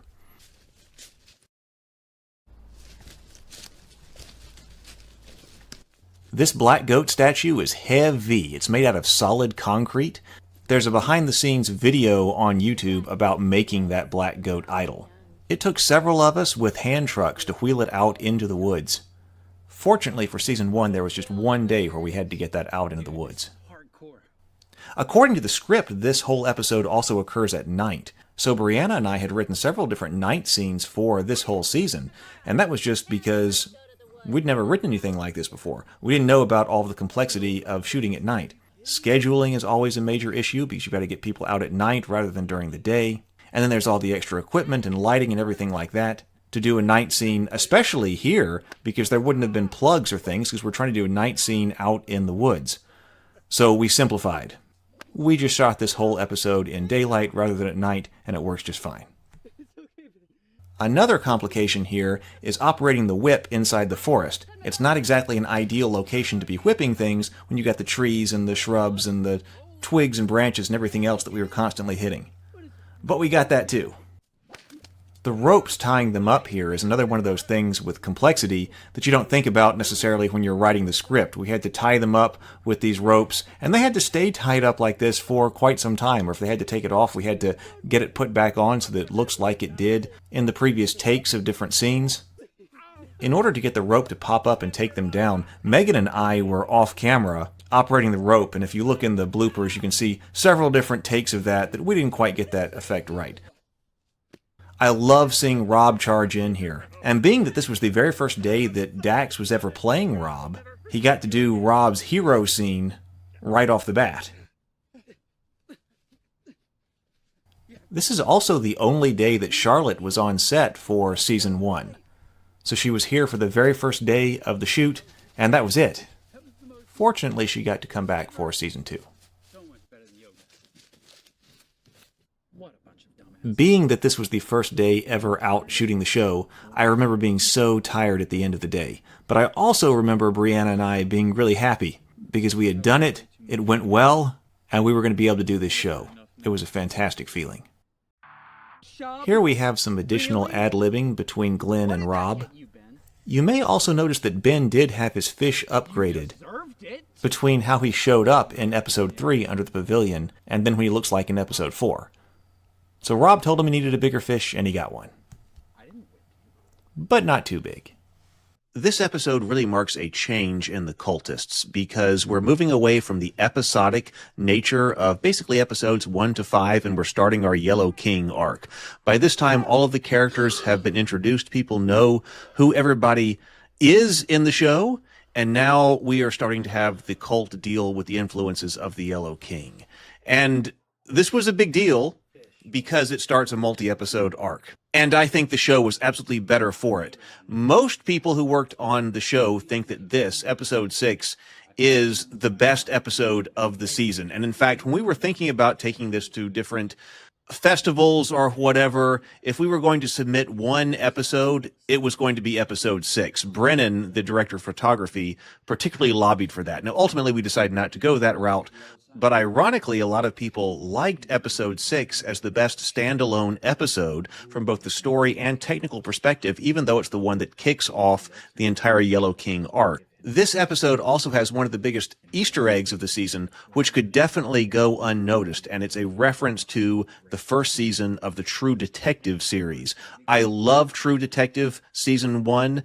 The Yellow King features in it. It's very Lovecraftian. We wanted to tie the Cultists to True Detective and the Yellow King. So what we did was we grabbed a screenshot of the very few seconds where you actually see this flyer in True Detective Season 1, which is implied to be part of the Cult of the Yellow King on this yellow piece of paper. It says, Jesus Christ will save you, etc. And then what we did was we replicated that flyer for our prop to hang on the electrical box. Our director, Brianna, is a graphic artist, so she helped to try to replicate exactly this look here. We've got the Jesus down here from Brazil and the symbol behind him. We were able to put that in as close as possible, replicate the font, all of the text.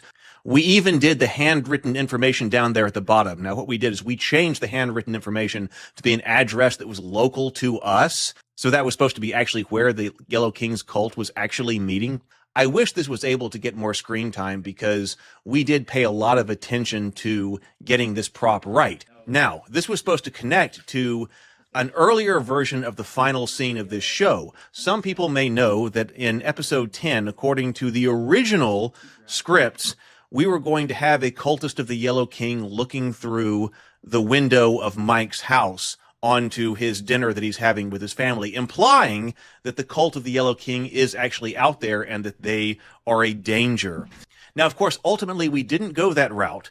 We decided to never actually physically indicate the presence of the cult of the Yellow King, therefore leaving open and even implying the idea that all of our cultists are just delusional and this enemy is not something that's actually out there.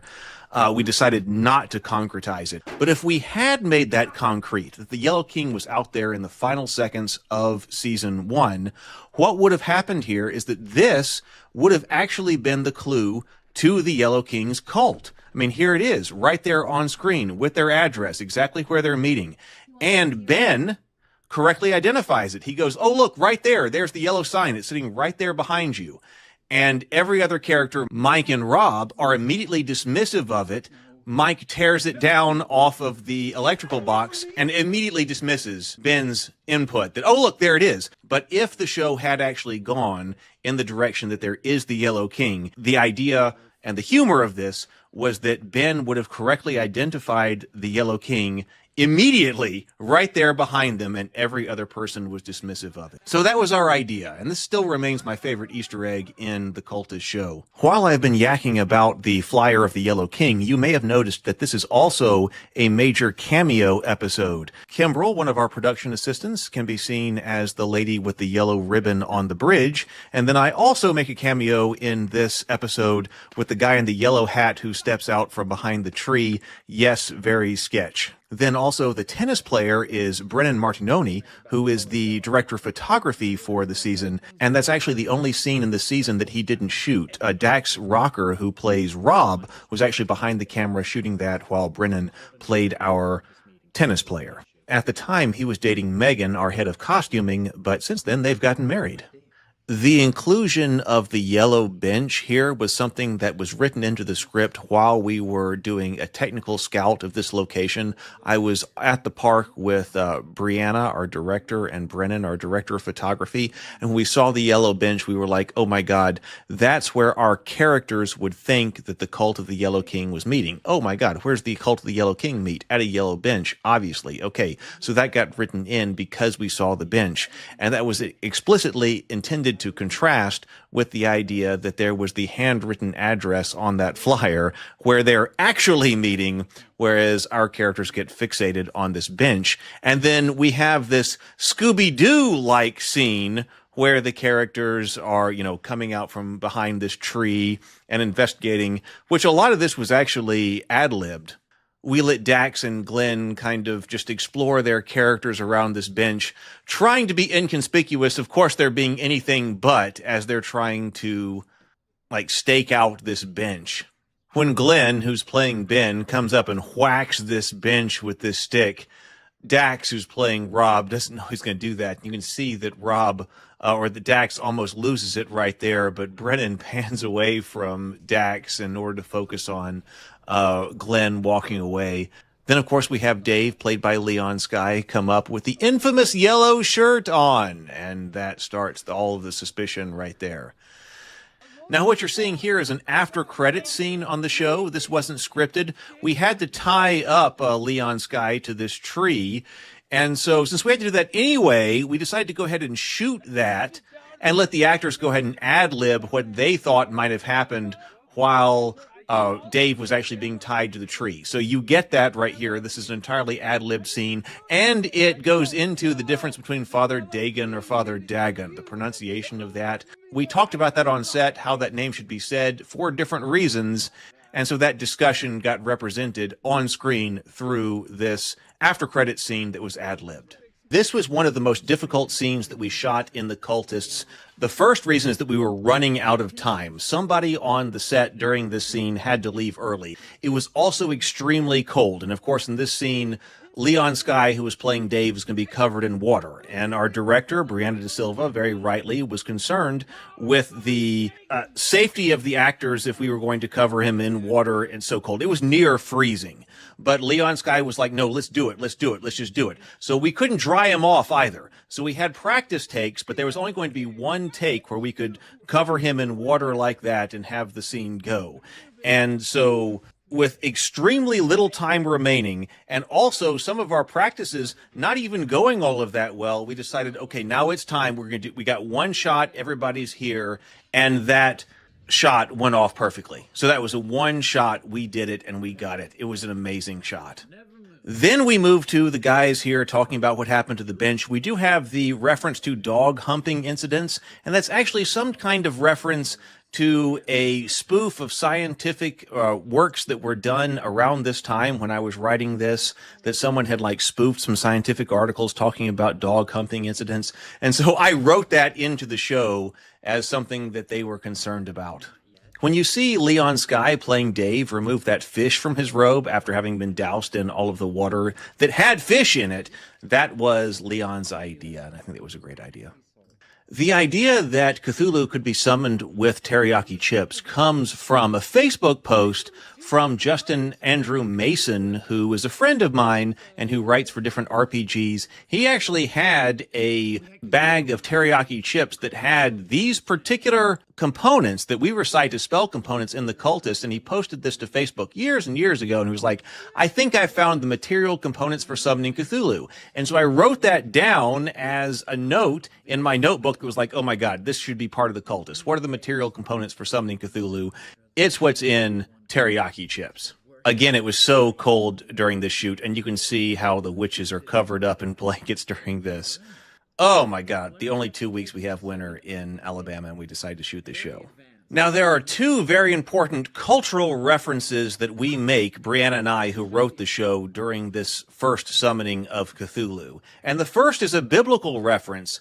There's a reference here to Elijah and his summoning of Baal. You're going to hear the witches of Azathoth shout some of the same taunts that Elijah shouted at the priests of Baal during that summoning. We're starting at 1 Kings chapter 18, verses 27. At noon, Elijah began to taunt them. Shout louder, he said. Surely he is God. Perhaps he is deep in thought or busy or traveling. Maybe he is sleeping and must be awakened. These are the same things that our witches of Azathoth say to all of our cultists here trying to summon Cthulhu. Brianna and I love making biblical references, and there are more during the Cultist show. Ultimately, one day, she and I would love to be able to do some shows or movies that are based on biblical stories together, and so this is our allusion to that. So definitely Elijah and the prophets of Baal are present in the scene, but also the Vincent Price movie called The Haunted Palace from 1963. He is also present in this. This was one of the movies that she and I watched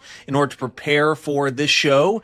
And so when you see the cultists stick their fists to the side of their head, wiggling their thumbs out to the side, that's actually something that happened in that Vincent Price movie that had to do with like the summoning of Yog-Sothoth. As I recall, is actually loosely based on the case of Charles Dexter Ward by H.P. Lovecraft. And so when you see them do that, when you see the cultists do that in the show, that is definitely an homage to The Haunted Palace with Vincent Price. The bird bath was also an object that wasn't originally written into the script, but was something that was written in after we found it during technical scouting. When we were out here in the park with Brianna and Brennan, we saw that bird bath and we were like, oh my God, we have to do something with it. So when these rituals started to take place, we were like, okay, it's got to happen at that bird bath. And in this scene, we do have Mike step forward. And during the shooting, the cast started to refer to Mike as the Gryffindor of the group. So he starts to take charge, which seems to make sense, to direct them to, hey, wait a minute, we need to do something else to summon Cthulhu. And that sends the cultists down a path for several different episodes about sub-rituals they have to do in order to eventually get back to the summoning of Cthulhu. If you're enjoying this, please do subscribe to the channel. And of course, all of Season 1 of The Cultists is available here on YouTube. Just click below, go right to the playlist, and you can watch all of Season 1. Later. So this is the episode with the orgy in it. We had this idea very early on when we were writing the scripts for a ritualistic orgy that was shot in the basement, and we were really looking forward to shooting that and seeing what came out of it. So, all right, here we go. This was one of the many scenes that we shot in the Airbnb that we rented that was to portray Mike's house, and also one of the many scenes that has basically our ensemble cast in it. As the show developed and became less episodic, it did become more of a show with an ensemble cast, and a lot of our scenes had a lot of cast in it. All of our witches of Azathoth, the cult of Dagon, Yog-Sothoth, all of that. This is something that I would have done differently had I had more experience when we first went through this first season. Having a whole bunch of cast members on set at a given time is very expensive, and it's also very difficult. So when it came around to Season 2, being aware of that, we were much more judicious with the characters that we had in any given scene at any given time and trying to keep that to a minimum. But nonetheless, having an ensemble cast like this does give the whole show a lot of charm. When Acantha starts to read from the Encyclopedia Magica here, this is one of the texts that I had written for Journey to the Tree of Sorrows, which we had considered a actual in-universe text in a hardcore and serious Lovecraftian world. And if you look up the Brand of Cthulhu on the Journey to the Tree of Sorrows YouTube channel, you'll be able to hear this passage that is professionally narrated, giving the whole background on this brand that David LaRocca and I developed for that world. It got repurposed and brought over to the Cultists. So I think that's an interesting bridge, that you've got the hardcore serious stuff that I was writing, and that's what Acantha in this more comedic universe is referencing. Rebecca Yeager, who plays Mom, was not actually present when we were shooting this scene in the downstairs living room. That was an insert on another day that she was present on set when you see her at the top of the stairs. And that's an important part of scheduling a show like this. Brianna, our director, was in charge of scheduling, so she did an excellent job with that, like making sure that any insert, like Mom at the top of the stairs, that we needed for another episode was shot when Rebecca was actually on set and could be added in. Scheduling and logistics is a huge part of a production like this. We got to bring Ava back in for this scene right here, which I think is fantastic. And you get this idea that Mike and Sherry have been in communication with each other since their encounter in the woods, which comes up again and again, including Season 2. Loved this scene. Mike wanted to know how to play this, like what happens here. And we were like, play it like, okay, I shut this down. This scene with the orgy was originally supposed to be in a basement, but we weren't able to have a basement. But we did have this extra room that was in the house that we rented to be Mike's house. And so this was actually upstairs, and it wasn't quite dark yet when we shot it. So we did close all of the blinds, and then also we put up black plastic behind the blinds to make sure there was no light coming through the windows to reveal that it actually wasn't night yet. We wanted a night look here. When Ben appears with this idol of Cthulhu and the knife, this was a deliberate spoof of something that I had spoken to with David about. When there was some kind of Kickstarter that was going on for some type of Cthulhu board game, and it had like a Cthulhu-esque figure with a knife. And one of his other friends was joking with him about how cool that was. And David was like, no, that's not cool because Cthulhu doesn't have a knife. And so I wrote that down. Hey, Cthulhu doesn't have a knife. Who would make it for him? That's one of those jokes that I wrote down that ended up making it into the script. This scene also has one of the potential few indications that there might be magic in there with the appearance of the two witches of Azathoth. During this orgy scene, I was actually hiding in the closet. I was doing the script supervision and also listening. This was a very tight space for all the different people that we have in it. Again, this is the ensemble cast situation.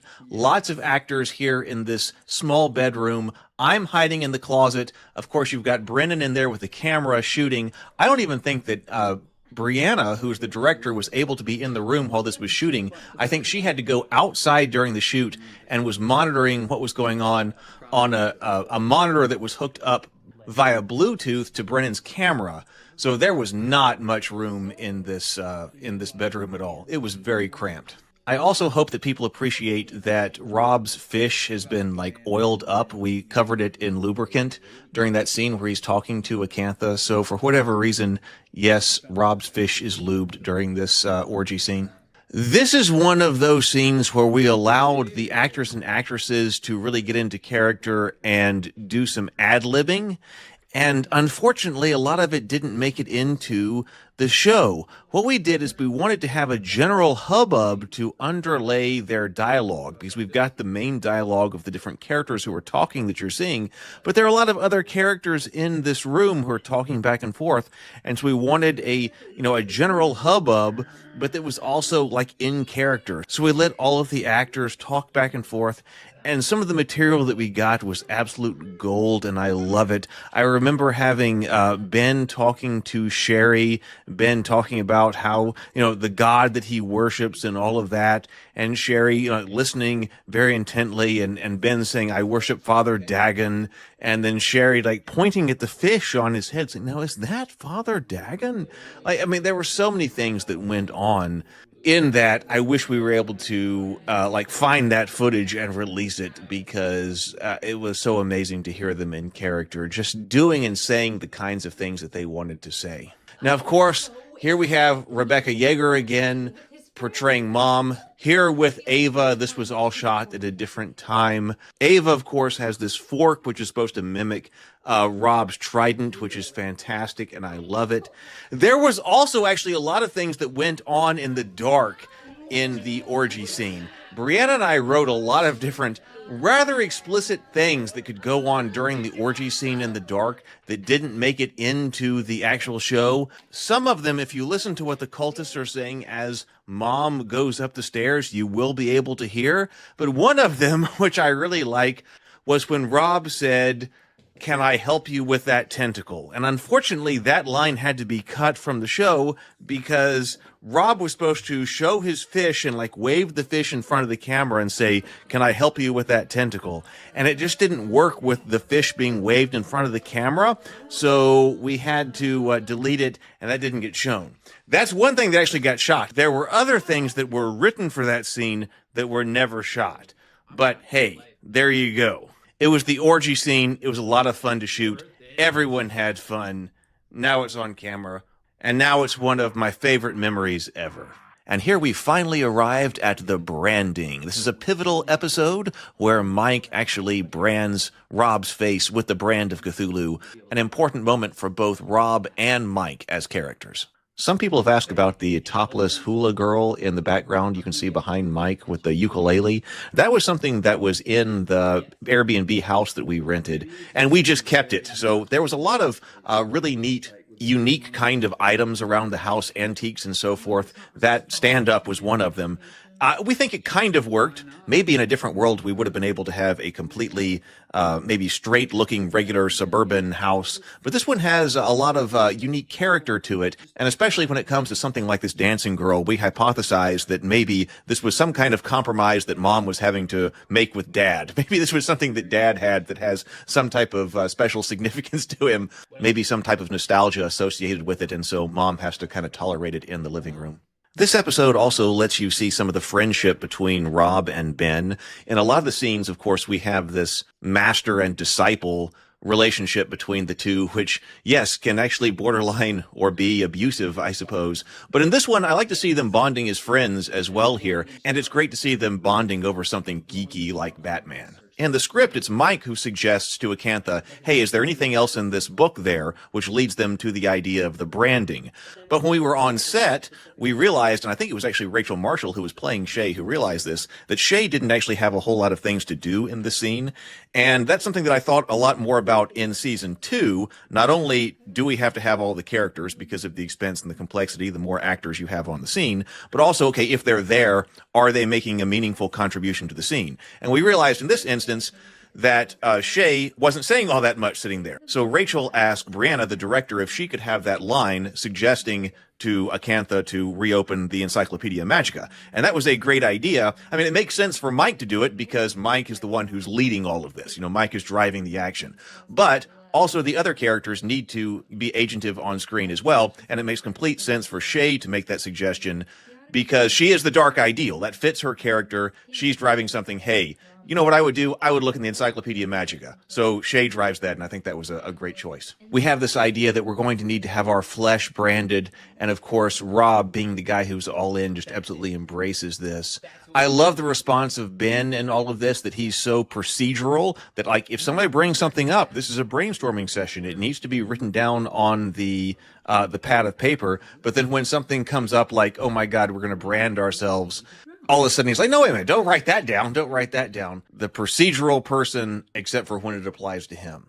So when we actually went to shoot the branding scene, this is shot in the backyard of my house. Actually, it's the same place, my backyard, where the night scene in episode 2 was shot, where Mike and Rob are trying to raise the dead. But we shot this during the day, obviously, and this was one of the scenes that was controversial around the neighborhood because obviously being during the day, everyone could watch what we were doing with these people in the robes and the witches' hats and all of that.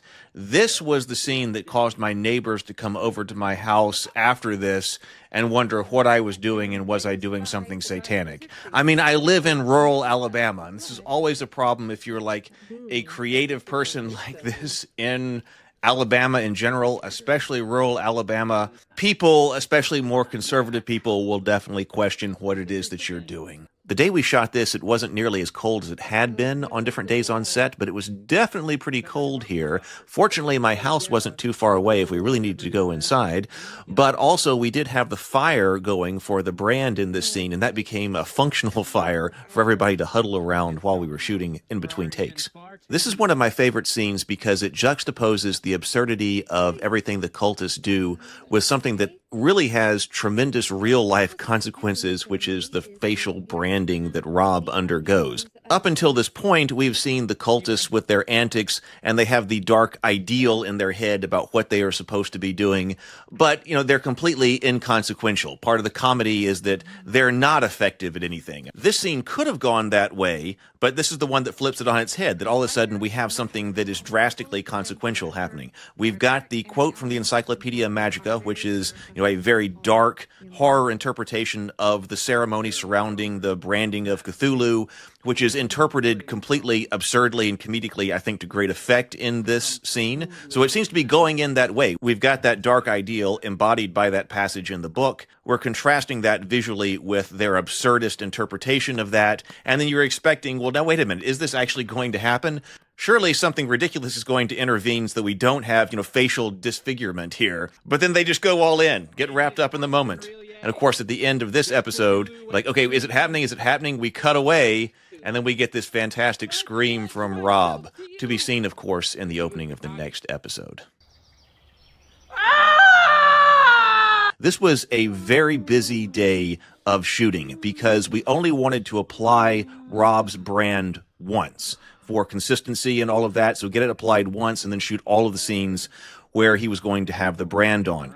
The scene where there is the ceremony of the branding, that took place on a different day than when Rob raises his head and has the brand on it. We knew we weren't going to have the time to do that ceremony and then get Rob in makeup. And like I said, we didn't want to have to put him in makeup twice anyway. So we left everything in my backyard exactly as it was. So the next day we could come and we could shoot this brief scene in my backyard, then did a company move over to the park. Dax, who plays Rob, was at my house early. So was Mackenzie, who was our makeup artist, and she started applying Rob's makeup. And of course, that took longer than we would have liked. Everything takes longer than you'd like on set, especially something like special effects makeup. Now, we had practiced that before. Mackenzie applied the brand of Cthulhu to me at the library one day during pre-production as we were practicing this. She said she could do it. Like, all right, let's try it. Let's do a test. Let's see what it looks like. So I got the brand applied to me, and she improved it. She improved her technique when it actually went on camera here. This scene here where Rob is trying to tear open the rubber squid that's going to be offered here was originally one that didn't go as planned. He was actually supposed to, cut it and then tear it apart and lay it down on the altar, but he couldn't tear it. And so he just throws it down kind of in frustration, but in character as Rob. And he even goes down to pick up the squid, put it back on the altar to save the shot, and it bounces out again. And he steps back so frustrated looking at the squid. This is why it's so important to stay in character, even if something unexpected happens, because sometimes it's the perfect shot. Especially Mallory, who plays Acantha, she stayed in character, reaches down and calmly puts the squid back up on the altar for him. Perfect, because exactly the kind of thing that Acantha would do. And you also have to give props to Brennan, our director of photography, who was operating the camera during this scene and realized what was going on and moves the camera to focus and capture Acantha's movement. That's a lot of situational awareness on Brennan's part. That's, of course, the take that had to be used.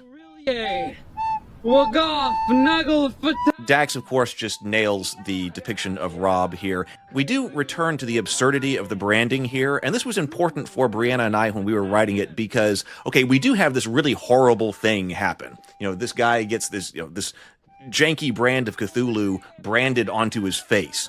So that's a shock and a deliberate one when we were doing the comedy of this episode. But then what we didn't want to have was Rob laying around on the ground in pain, and all of that, because that would have broken the show. Glenn was laughing when they were doing the to the camera shot, like Rob's to the camera shot, just after the branding takes place. And of course, it has the effect on Rob that it really fires him up. I mean, this is everything Rob has ever wanted.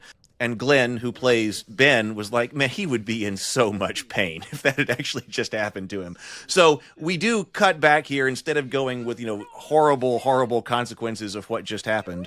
Even though there are some psychological consequences that we start to explore in season 2, here we went back with the comedic element of this. This horrible thing has happened, but Rob loves it.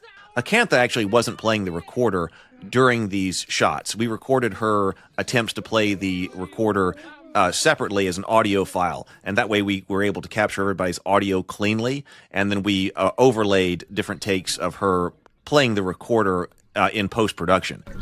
If it weren't for me, Cthulhu would be here right now. This episode deals with some topics that are also very dark and could be very dramatic, that deliberately contrast, of course, with the absolutely expert humor, I think, of this ritual that's going on here.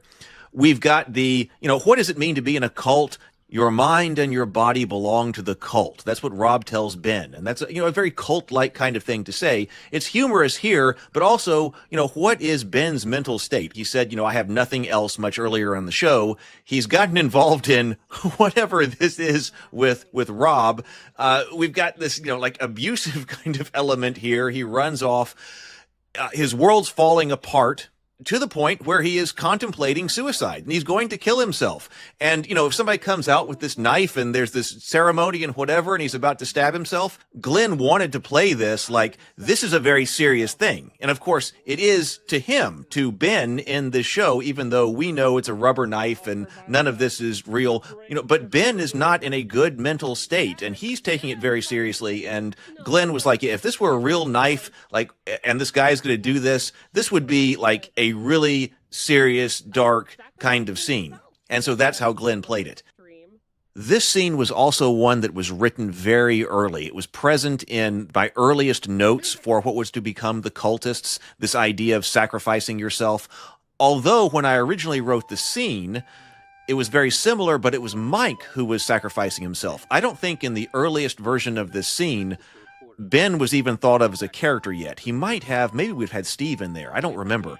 But it was definitely Mike who was sacrificing himself. It was taking place in his backyard after some kind of altercation with his mother, and then Rob and Mike and the gang go into the backyard, and Mike tries to sacrifice himself, but his mom has given him the rubber knife. So the idea of the rubber knife was there early on, and basically I think it was the same lines. But once the character of Ben became fleshed out, it became much more obvious that this was the conclusion of Ben's story arc. It's Ben who's been on an arc this season, actually much more so than Mike, who is our main character. He's the one who you're basically seeing the world through. You're seeing the world through his eyes. He's bringing you into this world. But it's Ben that's got the character arc here, and so it made so much more sense to give Ben the scene where he's sacrificing himself than Mike.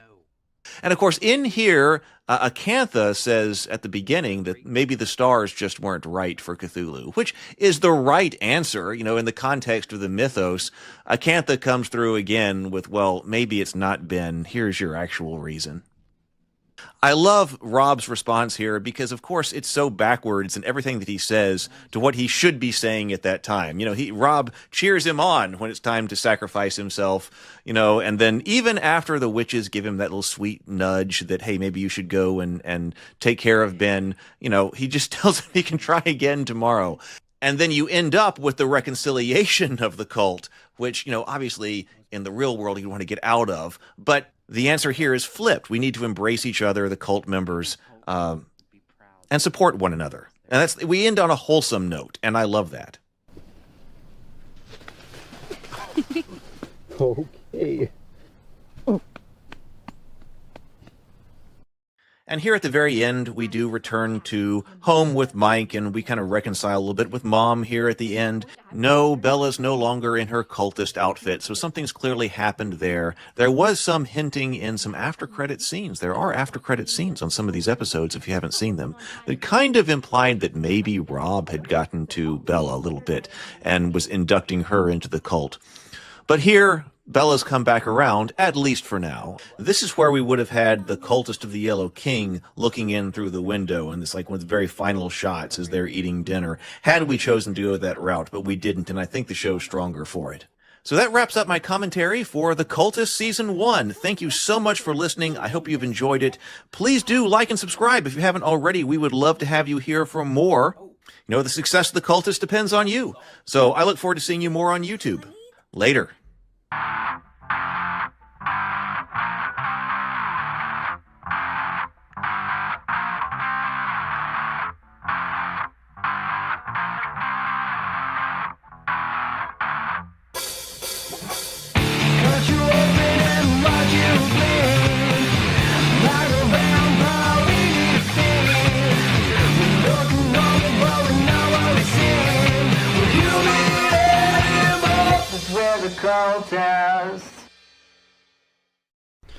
This is the first time I've ever been branded.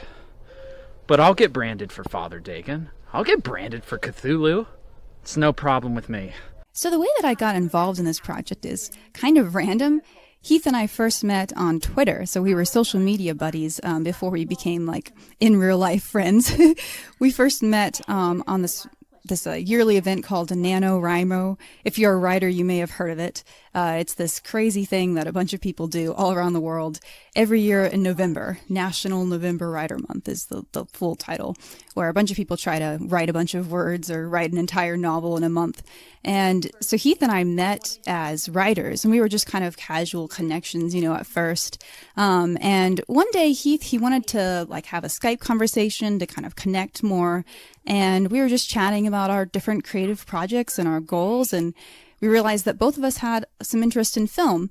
Now, I'd done some film before, and like some independent film, in the sense that like I'd volunteered, on some film projects, and I'd done some like directing of, some really small YouTube skits and things like that. But I had not been a professional director yet, and Heath had not done any sort of film production, but it was something he wanted to do. And so we both kind of, filed that away, like, oh, okay, so we're both interested in this. And then fast forward some time, and it turned out that, so Heath was in a position where he wanted to go ahead and produce some projects. and he asked a bunch of people, a bunch of his friends, you know, who was able to do it. And I was one of the people that was able to say yes. At that time, I was like between jobs, and I was like in between like housing situations. Basically, I didn't need to be paying rent, and so I had the flexibility. I was able to just jump in my car, and I drove all the way from Northern Virginia to this tiny little rural town in the middle. I've never really been to the Deep South at all, so it was kind of a culture shock for me, to be honest. You know, it's kind of random. I feel like not a lot of people would do that kind of a thing. But fortunately, Heath was not an axe murderer. He didn't give me axe murderer vibes, so I thought it was going to be fine, and it totally was, and it ended up being so awesome and the beginning of a really, really good friendship. So this first project, the Cultists, was the first thing that we were going to do, and it even though this is a really small, you know, very low budget kind of a project, we were originally thinking it was going to be even smaller, like literally just get some friends together and film something on our iPhones. And so the first friend that we reached out to that was going to be like, you know, someone to play in the show was Rebecca, who plays Mom. And so she was like, yep, sure, I'll do it. But then everyone else that we asked, all these other people that were actors, we were like, hey, can you get involved in this project? And most people were too busy. They couldn't commit. And we were quickly realizing that if we wanted to do it, it was going to, you know, be a little bit more complicated than we thought. So it kept kind of experiencing a little bit of some scope creep until it became more of a more official production. And so we did a casting call. We just did it like a casting call in the general Birmingham area, and we had a whole bunch of really awesome people that ended up coming. We had it in two ways. We had some people that were auditioning virtually, and then we also had some people that came, you know, in person at a library, and so it ended up just being such an awesome opportunity. We ended up meeting so many people that way. Now, because it was a really small production, at any point there were, you know, less than half a dozen people that were the entirety of the film production crew. All of us, of course, had so many different roles.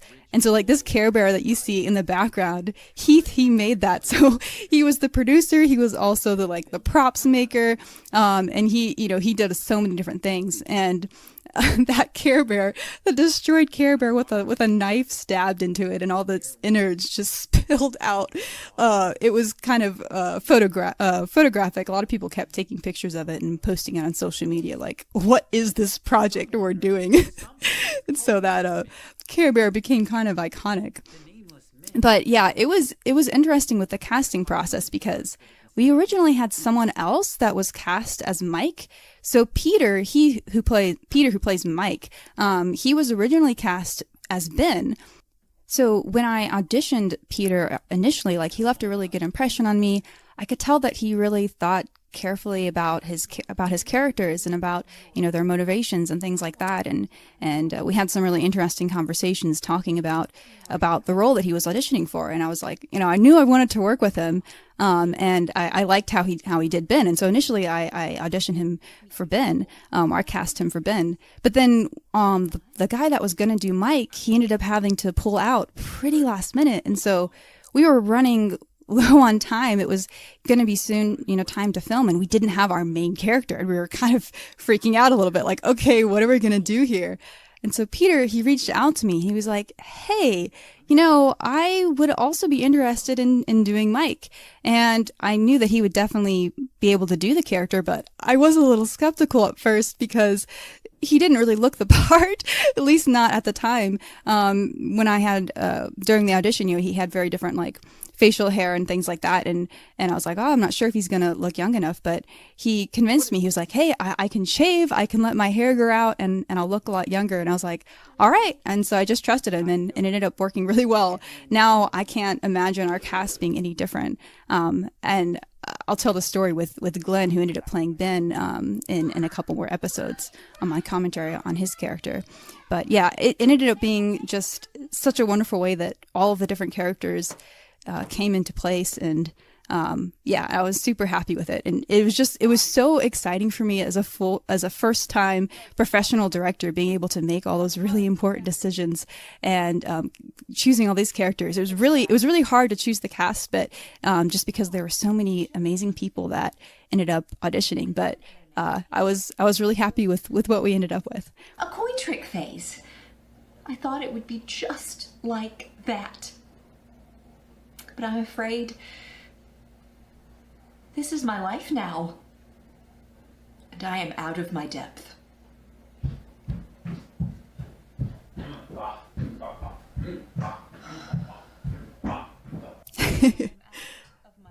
And she just nailed this character. I absolutely adore it. So I have a bit of a confession to make.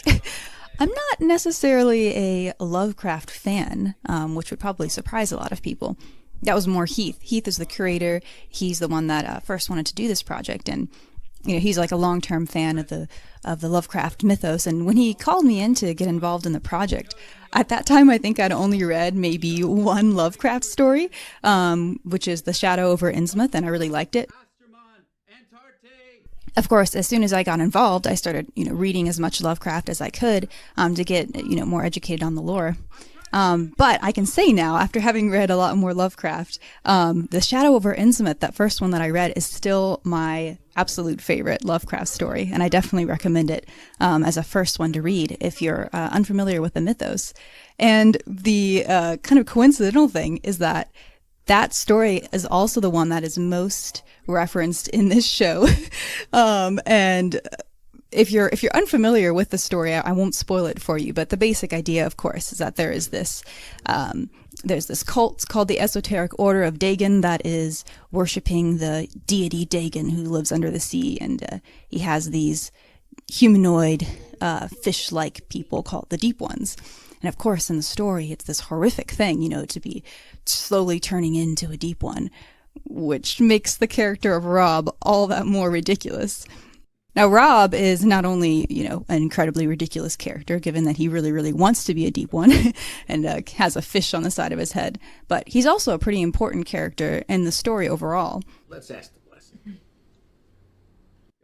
You could say that Mike is, on paper, he's the main character, but Rob is also driving the story a lot. Heath and I we talk, of course, about the story a lot, given that we write it together.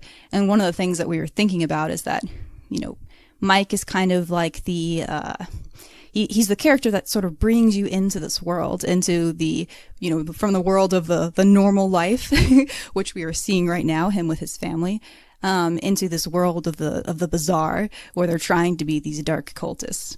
And that's part of the humor of the show, is just that contrast between the two. And of course, the contrast between their ridiculous world and this dark ideal world that they're trying to achieve. And so Rob, though he's not technically the main character, he is a character that really drives the plot a lot. So you could kind of argue that he could be the protagonist too, depending on how you look at it. And we both had, like Heath and I, when we were writing it, we had a really clear sense of who this character was. We were very much in agreement.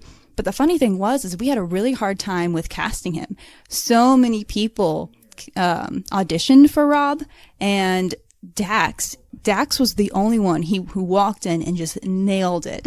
And after he did his audition and he left the room, Heath and I kind of looked at each other, and Heath was like, I don't know what you just wrote down, but that guy was perfect. And I was like, yep, that's what I wrote down. And I was really proud to be able to bring Dax in, because this was his first major role on screen. Not his first role at all, but his first major one on screen. And it was really cool to see Peter and Dax. They ended up developing a kind of cool friendship, from what I observed, given that they are both, of course, their characters are good friends in the show. The two of them would, they were on set a lot together, and they also would carpool occasionally to, especially to the park locations, which were further out away from Birmingham. And apparently Peter was giving Dax a lot of advice and things like that. And it really warmed my heart to see that, to see them, developing that relationship. In the morning. She'll come around. When I bring back the dead, everything will change. Do you have a shovel at your place? Fish do not use shovels. Okay. I have an idea. One of the issues that we had, as I've mentioned, this was a sort of it was a first time experience for a lot of us in film, or at least a lot of us were learning while we were working on this indie project. And one of the things that we struggled with a bit was audio. Unfortunately, we definitely had some audio issues in this first season.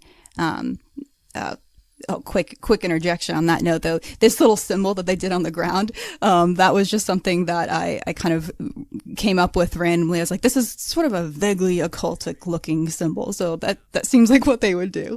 That didn't have any like specific meanings, but yeah. So this scene in particular, this outdoor scene, the audio that we recorded, we had to just completely redo. So what you're hearing is actually ADR, so they had to come and record it later.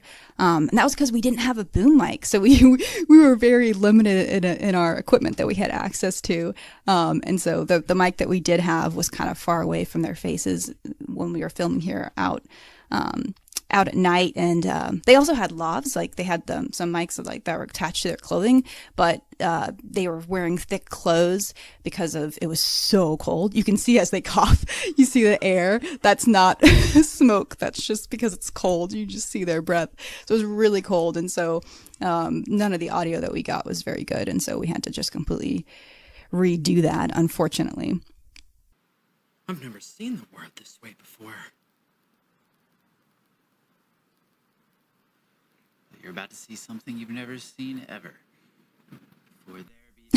I love how, because of it being dark, his face is just completely hidden while he has the hood up. It just makes him look like mysterious, but also really goofy at the same time. You're distracting me. Okay. Sometimes, as variably attested, it dieth within the body.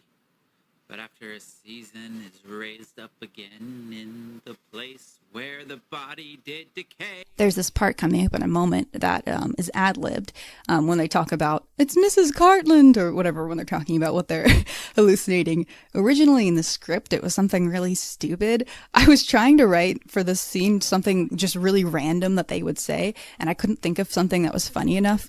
And so I think it was something about a giant cupcake or something, and it wasn't very good. But when we were on set, they asked me about it. And I was like, yeah, I was thinking if you guys want to just like play around with it and see what comes up, like go ahead. And so I gave them that creativity. And so that line right there, the two of them came up with on their own. The trial had some small hiccups, but I'm sure we'll get it right next time.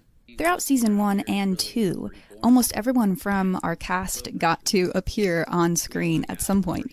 There were a couple of people that didn't want to, but that was one of the things that we got to do for all the extras in this episode.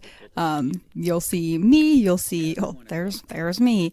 I have this goal as a director, fun side fact, where I would love to just kind of, if I ever appear in anything, I want to be like this tortured extra, you know? One of my goals one day is to die terribly in battle somewhere in the background. So we'll see about that. This was my first experience doing that. But yeah, so that second person you saw there is Kimbrel. She was our PA among a lot of other things. And this right here is Heath, the brains and bucks behind the project. In season 2, he takes this concept of being a tortured character in your own story to the extreme that you'll have to watch season 2 to know exactly what I mean. This character that you see him playing ends up coming back, and I had him do this a few different ways. The character, so we had some choices to go with for later, and some of them were actually a little bit weirder than how he plays it here, but ended up going with kind of the character that we were going to use in season 2. Now, these two scenes with Rob, where he's like, it's fine, and then he starts crying, that was actually not in the script. So Heath and I had this idea while we were filming, and we just kind of picked up those scenes while we could. And the funny thing to me is that, so we filmed those two scenes after we're filming this, what you're seeing right now, the rest of this episode. But when they're played together, so Dax, of course, didn't have that scene in mind when he was filming here, but when they're edited together, it kind of looks like Rob is having a bad day because he was crying, that he still is not a deep one. And that was not necessarily planned in advance. It was just kind of the power of editing, how that came out. This handshake here, the two of them made it up, Sky and Peter. And this part right here, so you see where he's covering his face. Dax was having a hard time not laughing because it was so ridiculous, especially that part right there. So I just told him, just cover your face at that point. Now, I have to talk about Sky for a second because it's so hilarious how similar he is to his character, Dave. Megan, our costume director, created all these costumes for all the characters, but Sky just kind of came. That's just how he already dresses. It was pretty funny. He was showing that off when he was auditioning. He was like, "Hey, I've got the clothes to fit the part." And you'll see there's a behind the scenes interview with him and a bunch of other cast kind of in their street clothes, and he still looks a lot like Dave. And it doesn't end just there. He also just like Dave, he's also a musician. So the theme song that you hear at the end of the episodes, that's Sky's creation. And he would write up to our, to filming, to our shoot days on a motorcycle. It's just very funny to me. In so many ways, he feels a lot like the character and kind of embodies that energy. Fortunately, he's not high all the time. That's just acting. Some of the things that we were talking about, Peter and I, for the character of Mike, is that he's kind of the mom of the group. Although there's a lot of contradiction there because he's the mom except for when he isn't the mom. He's the one that's saying, we've got to invite more people into the cult until this weirdo shows up, and now all of a sudden he's not inviting. So he's definitely a character of opposites in some ways. Now, I've got to talk a little bit about Glenn. So Glenn, who plays Ben, I mentioned a little bit in my commentary on episode 1 that originally Peter was going to play that part. Now, Glenn was also one of my top choices for Ben, and I kind of had a similar impression that I had with Peter, where I could tell that he was good and I really wanted to work with him. If not on this project, then some other project. So I kind of had him noted that way. And the only reason why I didn't choose him initially was because his first kind of audition for Ben wasn't as close to what I had envisioned as Peter's. But eventually I was like, okay, now that Peter's going to be Mike, Glenn is going to be great for Ben. And I ended up sending him this email where I wrote all these details and kind of some imagined backstory and stuff for the character of Ben. And when he showed up on set, he was just perfectly Ben. And so it was all it was needed was a little bit extra direction. And that's a good testament to his abilities as an actor. I thought that was pretty cool. These donuts. So, yeah, Peter didn't know what he looked like when we were filming this. He just kind of smeared a donut on himself and only knew how much he had smeared until after we had filmed. It's so, yeah, it was pretty ridiculous. It's one thing that I felt pretty bad about, kind of a mistake that I made here as a director, was I should have been telling them to chew these donuts and then spit them out. Because we took so many takes, they ate a lot of donuts. You can see Dax right there is trying to hide how sick he feels. So that was a major oversight on my part. Although Peter was just kind of happily eating them anyway and kind of leaning into that sugar high a little bit. We actually were kind of worried about him, is he okay? But he was just acting and pretending to be a lot more bothered by the sugar than he really was. I probably shouldn't admit this, but I will admit it anyway. I unfortunately kind of cringe a little bit when I watch this episode because it was our technically weakest one. As I've mentioned, we were limited in some of the equipment that we could use, and in this episode, while we were filming this episode, on the day that we were filming, we ended up having a technical glitch, and so all of the color is a little bit off. You'll notice that everything is kind of pinker than it should be. And we tried to fix this in post, but we couldn't quite get it right. And then also because it was super windy, and you can tell it's so cold, like the way it's windy and it's also really cold. It was just a miserable day. And because we didn't have the really good, microphones, we also lost some people's audio and we had to ADR it. So that was unfortunate. And especially given that it's kind of earlier in the season, I'm like, I wish that if we had a sort of a lesser episode, maybe it would have been later, but that's okay. As I mentioned before, we were learning and a lot of stuff like that. Now, Shay and Acantha. So these characters, I love these characters because, well, I created them with Heath and I, obviously, because we both wrote the story together. There is a lot of things that, might have been, just from his brain or just from my brain, and a lot of things that were also kind of a melding of both of our thinking. And so he, had the concept of this cult that it would be here, but then the specific characters, Shay and Acantha, I created those. And so it was so fun for me, and it was such a thrilling thing to see people audition and then ultimately play these characters that I'd created. Rachel and Mallory, who play Shay and Acantha respectively, they were both of them were like some of the last people that came in on our audition day, and they just blew me away. I was like, I know they need to be in the show, and at first I wasn't sure which characters they would play, because they both also made a really great Sherry and Carrie, but ultimately I ended up deciding to make them the witches instead. There are warlocks in the witch cult of Azathoth. There's this theme that we have that we decided on in the story that any magic that may or may not exist in universe, we never specify whether or not there is magic. So that's why you see those two characters, they just kind of will pop into appearance sometimes. We took inspiration from, there's this Lovecraft story called The Dreams in the Witch House.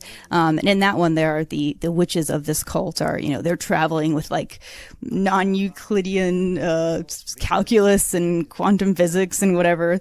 And they would like make all these, complex symbols that would cause them, that they would then use to teleport to another dimension and things like that. And we decided to just make them kind of pop into appearance, because also, we're not going to show all that. We're not going to tell you whether or not it's actually magic. And also it's just kind of funnier that way. There's this moment here where Rob just kind of looks back at the camera. And that was something that Dax did spontaneously. Where is it? It's right there. Yes. That was not something that I told him to do. It was not in the script, but I just died laughing. I was like, yes, please keep doing that. That is so perfect. I'd never done yoga before. I thought it's good to try something new. I was wrong. Sometimes it's bad to try something new. Very bad. So this episode was the very first one that we filmed. So everything you're seeing here is the very first time we all filmed together. And it was cool because right before this, a bunch of the cast and crew were just meeting each other for the first time. I remember Glenn, who plays Ben, he introduced himself to the group that day as he was like, "Hi, my name is Glenn. I only play characters whose names rhyme with mine." And I was so nervous this day because, as I've mentioned, this was my first professional experience as a director. And it had actually been some years since I'd been on a film set. And so I forgot how the order that things go in when you're saying, so like before you start filming, sort of non-film people know it as lights, camera, action, which actually no one in film actually says. It goes something along the lines of, roll sound, roll camera, and then someone will do the slate. And then the director calls action. And I was so nervous, I did that out of order. And, I was so embarrassed. But I got the hang of it after that. It's funny how stupid these boys are. Yeah, let's just follow these creepy ladies out into the woods. No big deal. What is that? The black goat of the woods with 1,000 young. Where are the 1,000 young? Are they coming? They will emerge. This was originally going to be a night scene. The way that Heath and I wrote it, we thought it'd be even creepier at night. But Brennan, the DP, he convinced us that that was not a good idea for the sort of low budget kind of a production that we had here.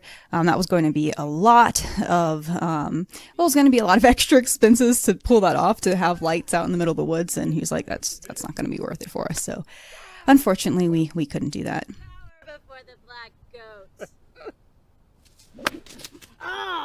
Dagon!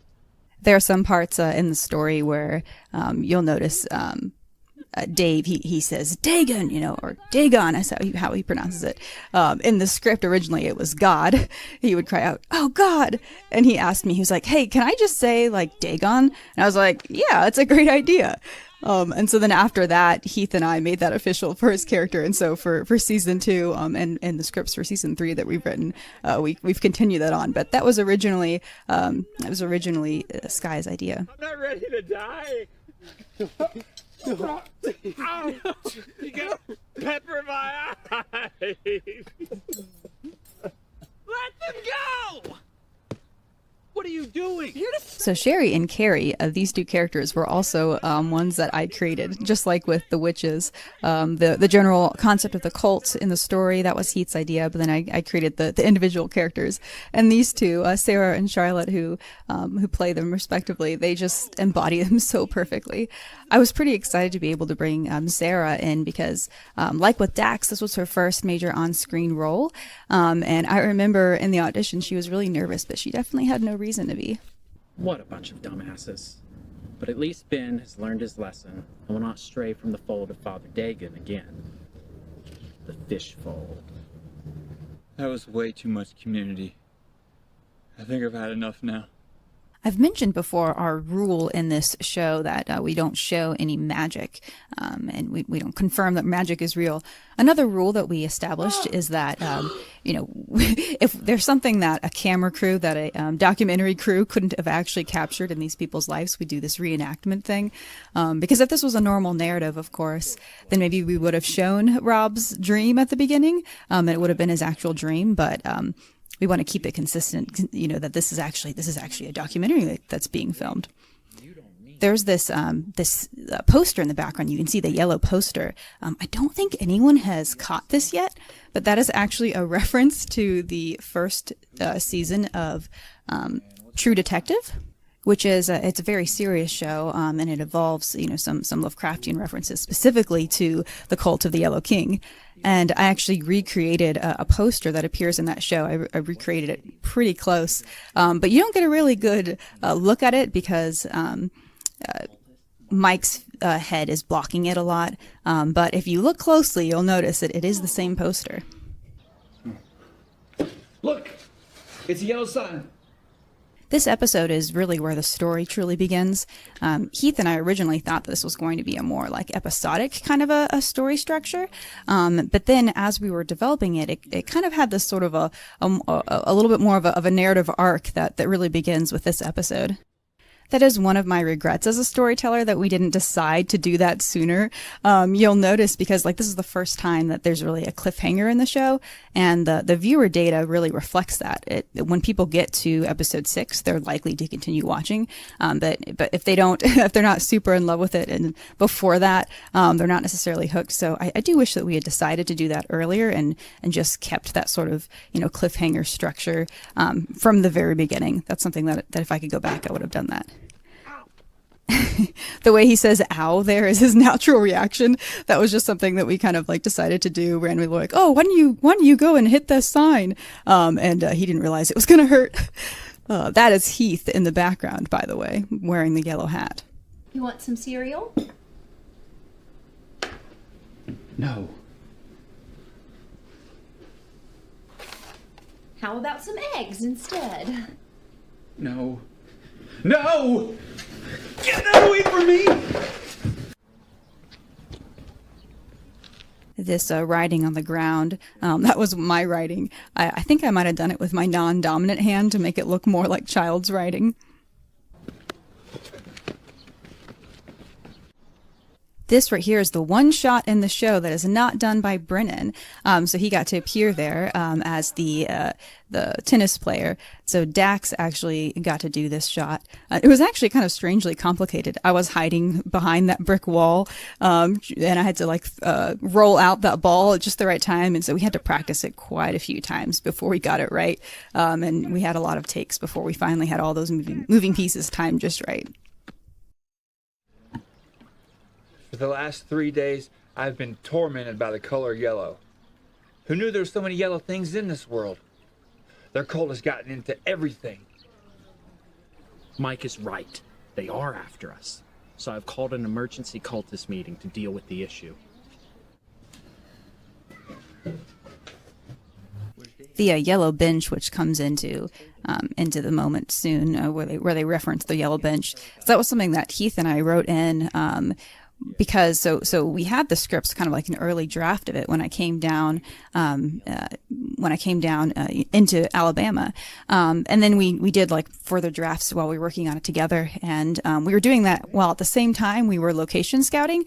And so when we decided that we were going to film in this park, we saw the yellow bench and we were like, oh, we've got to put that in the story somehow. And so that we wrote it in based on the location. So the location came first. Where are you going? To get Shane a can. We need backup. And that was the very last shot of the show. I remember that right there was the very last thing that we filmed, him saying we need backup.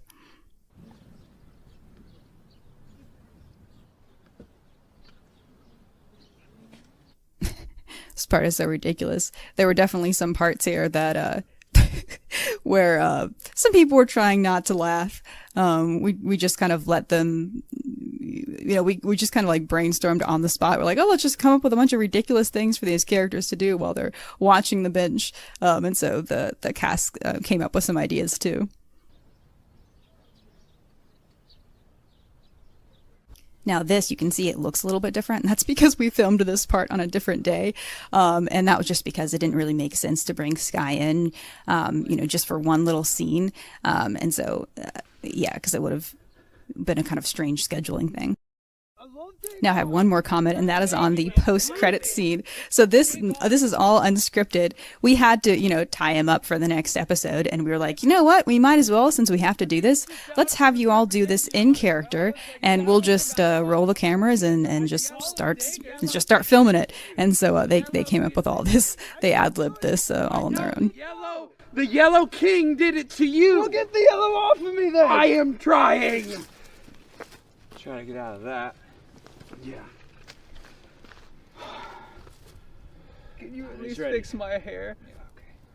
Oh man, this scene is definitely the most legendary experience that we had on set filming this season. It almost didn't happen. So I was worried for Sky's well-being. It was really, really cold. And so I had this rule that if it got, below a certain temperature, I was going to just not do this. I didn't want to dump cold water on him in freezing temperatures. And so that, the day came around, it was pretty cold, and I came to Sky and I told him, hey, I don't think we can do this. And I was thinking maybe we would just have them dump some rubber fish on him instead or something. And he just looked at me with so much disappointment. I was like, oh, he really wants to do this. There was this phrase that Sky kept using while we were filming. I think it was for the glory. So he would say things like, but I have to do it for the glory. And so, he insisted. So I was like, okay. And we had stuff on hand that we could dry him and warm him up really quickly. But yeah, that scene was also one of the few times that actually, I think it was the only time we really had any tension on set. Heath and I, we got a little stressed because we only had, a very brief amount of time to film that. It was the last thing we were going to film that particular day. Glenn, he had to leave at a certain time. And so we were just hurrying to get all of our shots in. And we could only do one take of him getting wet. And so we did some dry takes first just to practice. So some ones where we were throwing fish on him. And Dax, he kept having a hang up where he kept missing him, or the fish would not reach him, and that we were about to run out of time. And we were worried that if when we actually do it, what if he actually doesn't splash him in the right way or whatever. And so I talked with Dax. Dax was kind of worried. He was like, and he told me, he was like, I feel like because there were 2 different parts, he was supposed to pour some of it and then just a little bit left. And he was trying to hold some of it back. He was trying not to dump it all. And that was creating that hang up. Because he was like, I'm trying to, it was like too much for him to think about. And so I told him, I was like, it's fine if it all comes out the first time. So just commit the first time you dump them with water. Just get them all wet. If there's nothing else in the bucket, then you can just slap them with a fish. And so that cleared his hang up. And we did that in one take. And it was perfect.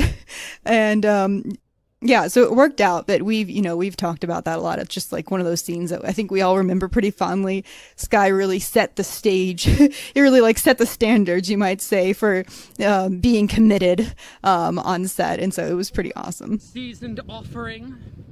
I think bring forth the seasoned offering. Oh, that might have been ad-libbed. Or I don't remember. Maybe that was in the script. There was some part there that Dax created that he just kind of added in. This particular form of grunting was also his creation. I think the script said something about like they make animalistic chants, and this was his take on that. I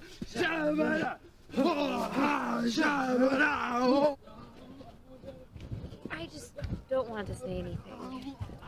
Rob does not take criticism well. Maybe we should just see how this plays out.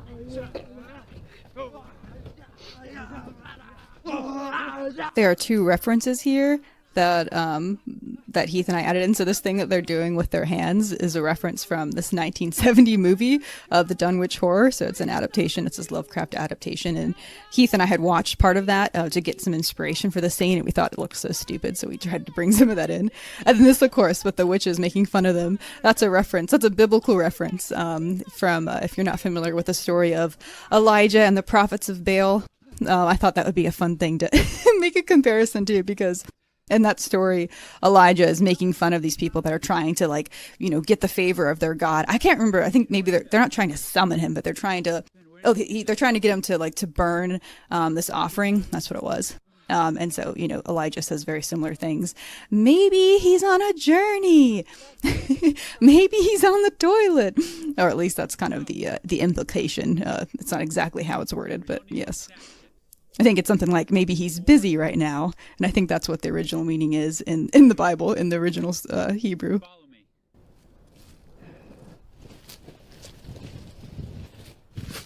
Ben, always helpful. Episodes 8 and 9 are probably my 2 favorite episodes of season 1, and a big part of that is because of the first scene in each of them. We filmed this first scene in episode 8 and the first scene in episode 9. We filmed them both on the same day. I mean, for obvious reasons, they were both in the same location and they had all the same people. I think we filmed this one and then we had lunch and then filmed the second one. And I learned a valuable lesson when we filmed this one as a director. We originally did not do a lot of rehearsal for this, and we ended up just kind of taking lots and lots of takes for the master in particular. And there were just so many, I ended up just not even watching them afterwards. I kind of skipped a bunch of them in the dailies, and I was like, well, that was a waste. And so after that, for a lot of these other scenes that had a lot of kind of moving parts and a lot of, characters interacting with each other, in this case, they're all sitting down, but there's a lot of, there's the pacing of it really matters. And so for those kinds of scenes in particular, I've just made it a point to rehearse it more beforehand. And so that was a good thing to learn, that, if we're going to have to practice it a bunch anyway, we might as well do that off camera. Unless there's some sort of, initial reaction that you want to get from someone that you might want to, there's something that you want to get that's really raw. Maybe that would be a good idea to do that without rehearsing first. But there isn't really anything like that in this show, at least not in the first season. I got this. Hey, Mom! Can I have a party tonight? You want to have a party? This part where Shay explains to Acantha what football is, this was their idea. They just kind of had the idea to add that little part in. Those two actresses, so Rachel and Mallory, they're actually friends in real life, and they were, I think that was why they ended up coming and auditioning around the same time. They've worked together before, and so it was kind of cool having them being able to play characters that are friends, I think it added a lot of authenticity there. When I say come, I mean a 10. So you'll be there? Great. Now, I haven't talked much about Ava yet.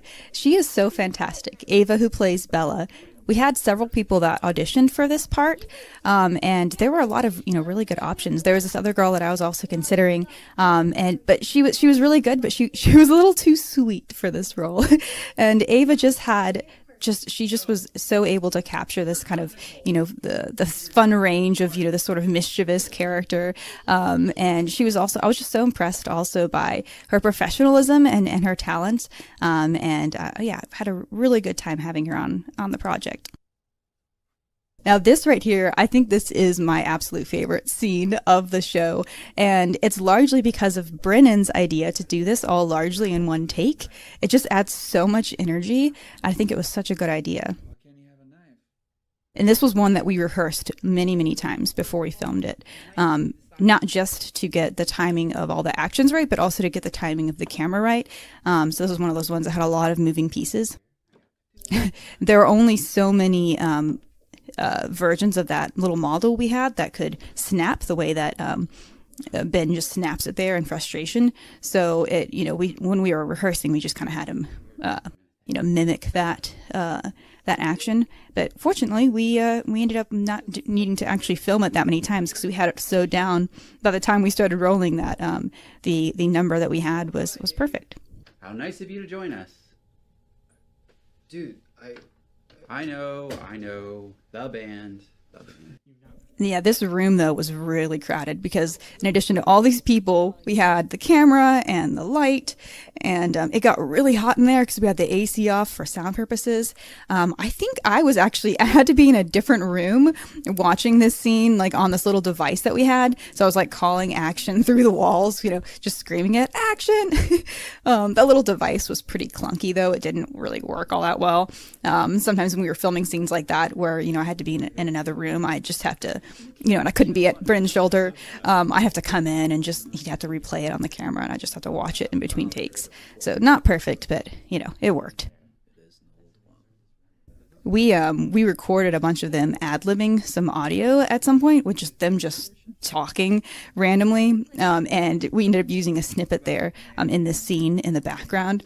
There was some really hilarious stuff that they came up with, and I wish we could have used more of them. I think my favorite was this part where Glenn, as Ben, pointed to the fish on Rob's head and went, "Is this Dagon?" So ridiculous. I've done that before. That's just by yourself. All right. Remember to do a lot of bellowing, braying, and writhing. Like this?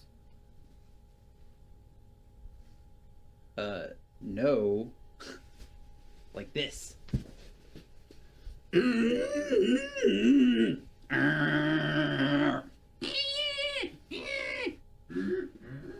This take that's coming up soon when they do the chanting, we had a lot of different takes obviously, but that one in particular was just so awkward and so off that I really died laughing when I watched it later during dailies, and I was like, yeah, that's the take we have to use. It's so dorky. Let's start the chant, okay?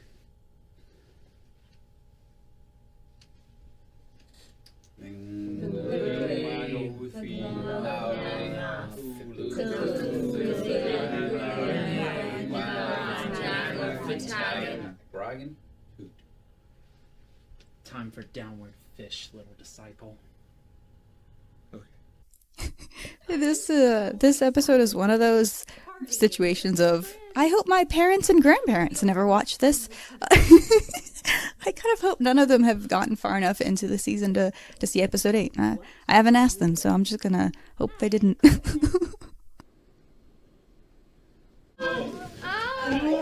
This part with their commentary in the dark, it used to be a lot more explicit. So not in terms of the images, but in terms of the words that they were saying, Heath and I were writing, like it was late at night and the two of us were really delirious and silly.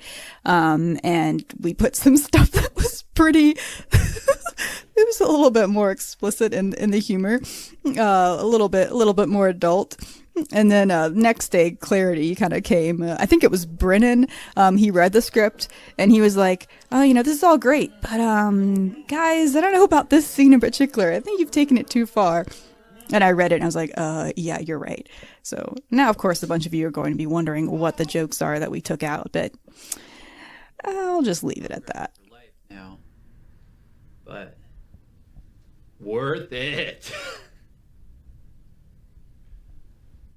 I think this scene is probably my second favorite scene in season 1. And I think a part of it is because we see each of these characters kind of being their ultimate archetype. We see Mike being the leader. We see Rob being the very devoted one who gets really excited later about the idea of being branded. We see Ben being very eager and yet also timid. And then we see Acantha being charmed yet confused by these guys, and Shay, of course, being very annoyed. One of the things about Shay and Rob, we kind of implied a little bit in the scripts that they had some conflict. They definitely have personalities that really conflict with each other, but they really played this out more in the actual filming, and I really loved that. And so we ended up in the rest in season 2, and also in our plans for a hopeful season 3. We played up that conflict between those two characters a lot more. Part of it is because they both kind of are the sort of archetypes of their respective worlds. I mentioned earlier in my commentary on this season how there are 3 sort of different realms in the story. There is the ordinary world, which Mom is sort of the leader of. There is the dark ideal, which is what these guys are trying to achieve. And we could say that Shay is that character, the kind of leader of that.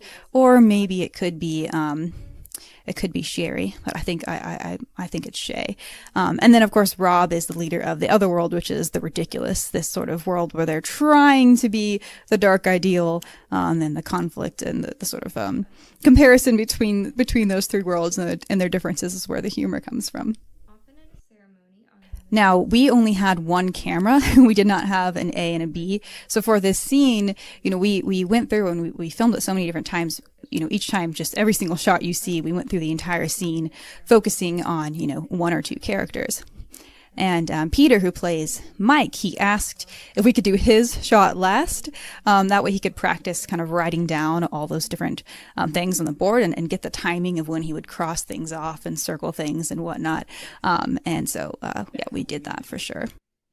One of the things that amuses me is the fact that dinner doesn't get crossed off, even though that's obviously also a terrible idea. Branded if you don't want to. If you're not fully devoted, you can be the drum.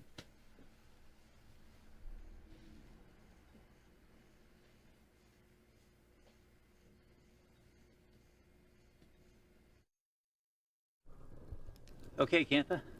So once again, it was cold when we were filming this, because we filmed this whole season in the winter. And on this day, so in order to have perfect continuity, Shay's character should have been wearing that same sort of fishnet thing that she was wearing a second ago. But Rachel asked, she was like, "Hey, can I wear jeans instead? I'm really cold." And I was like, "Yeah, sure." Maybe we could say that Shay was also cold and decided to change to be more comfortable. You can see sometimes when Peter's hood flies up in the wind, you'll catch a little bit of a scarf that he's wearing underneath there. And people would often throw on blankets and coats in between takes on these really cold days. Sacrificial victims. Where's that Care Bear, Mike? No Care Bear this time. This time we got a rotisserie chicken. What about the blood? We'll cover it in barbecue sauce first. Oh, yeah. Cthulhu will never notice. And see, this is another one of those examples of the conflict between the 2 worlds, with Shay being most annoyed because she is, again, that leader of the dark ideal. So that's part of why I would put her in that role.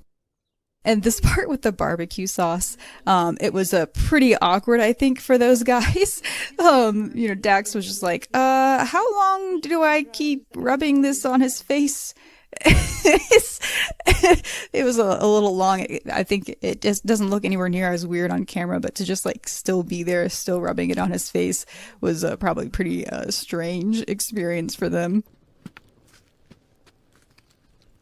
5 feral drummers who are wholly given to whatever barbaric and animalistic impulses are buried in the recesses of all human minds.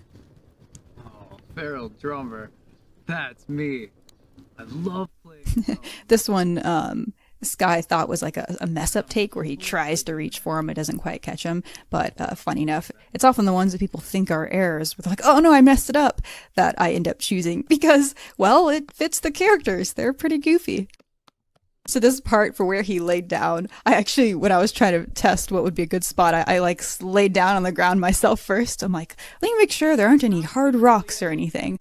I think it's good to not get out of touch, to kind of have an understanding of what it is that you're asking someone to do, to make sure you're not asking them to do something super unreasonable, something that you wouldn't ever do yourself. I mean, within reason. There's a point where that doesn't make any sense. It's a principle that I guess applies to any leadership position, really. Just another way of saying don't be a tyrant or a dick. Even for tiny little things like, I'm going to have you lay down on this ground. Sometimes, I want to go ahead and do that myself, if I can.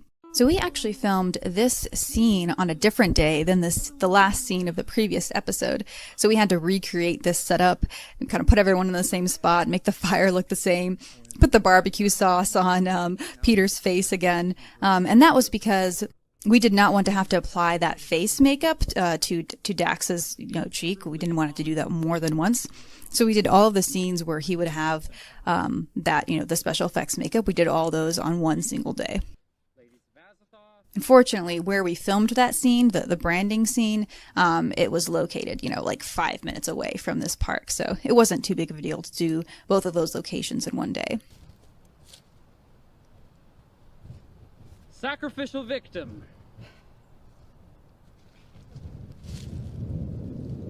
Now, for the sacrificial victim, we had two different props, or two different versions of that prop that we could use. And that was so that we could actually have him tearing it apart. But unfortunately, we found that tearing it was a little bit difficult to do. And this this was a mistake. So he was supposed to actually tear it. And it still makes me laugh. So that we did have some takes where he was actually able to tear it. We put a little slit in that little rubber. I guess it's a squid. Yeah, it was a squid. And in that particular take, he couldn't tear it, and he was frustrated. So he just kind of gave up, and it was just like, let me just throw it. But then it didn't land, and he told me later. Dax was like thinking, oh no, I've ruined the shot. Brianna's going to be mad at me.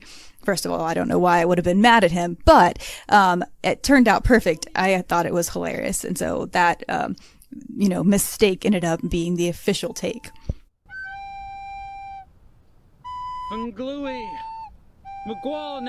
And kind of a similar principle ended up happening for this part. So there were, of course, different takes for different things, like takes for, this part, takes for the music itself. And I ended up putting together what were basically all of the worst ones all together. There is the take where, the recorder squeaks and all their timing is slightly off and everything. And I just thought it was just so awkward, and it was so perfect for the characters. It made me laugh. It's yet another example of, the mistakes ended up being perfect to me and ended up being what I chose for the actual, for the final cut. What are these? What are these? In a moment when he screams, "You idiot," that was partially his ad. So in the script, we just said he screams, and so he ended up changing it to "You idiot," screaming out those actual words. That was Dax's contribution, and which was pretty perfect. Going back to that topic of, the imperfect take being perfect. This is one of my personal opinions, is that if you're going to do a super, low budget, like a micro budget production, there are two genres that I think you're going to be best suited to do. One of them, of course, being horror, especially like found footage horror. And then the other, I think, would be basically something like this, like some sort of comedy that's really ridiculous, especially like a mockumentary comedy is really good.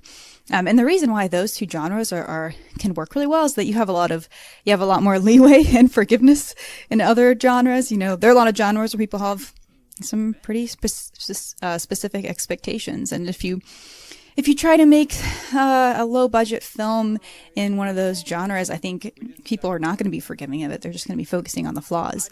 But in a ridiculous comedy, the most important thing is that it's ridiculous and that people laugh. And so you've got a lot of room to work with. Same thing in horror. The most important thing is that people are scared. And so that's one of the things that I think is a great way to go if you're going to film something and you don't have a lot of money to work with. And so, yeah, and so sometimes your mistakes in the case of a comedy like this end up being your wins. Music. It's funny how he calls him an idiot. Rob calls Ben an idiot. He kind of is an idiot because he threw that rubber knife and the knife floated down the stream, and he didn't realize it was rubber. Oh, Ben. Yes, I can. And I will.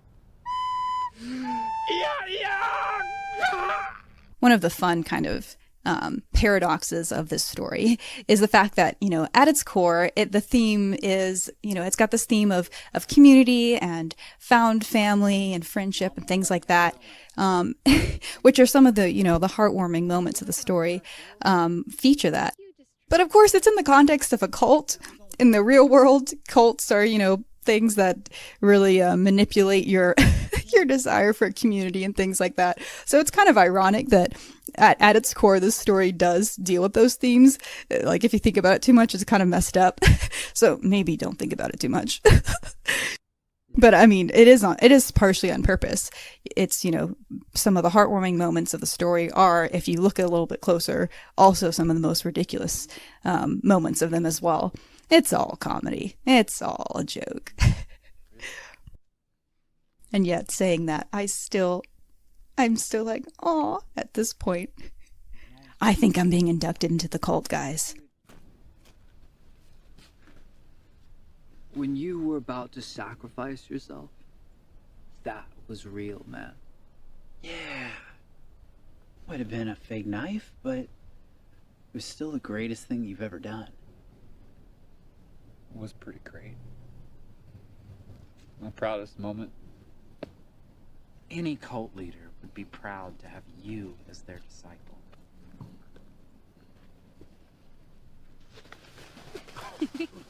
Okay. And that brings me to the end of my commentary for season 1. Thank you so much for joining me. I hope you enjoyed getting a little look behind the scenes for our ridiculous Lovecraftian comedy. I am always quick to point out flaws in anything I've worked on, but that's only because, I'm so fixated on being able to continue to, to grow and to learn in everything I do. That's something that's really important to me. That, of course, doesn't change the fact that I love this show deeply and I'm super proud of it. It's been really fantastic seeing people's enthusiastic comments for season 1 on YouTube. You all really seem to get it, and I can't say how exciting that was for us. Thanks again for watching, and I hope to see you in season 2 and hopefully season 3. You all take care. We pray that you would lift up our friends, crush our enemies. And please bless this food and the hands of those who prepared it. Amen.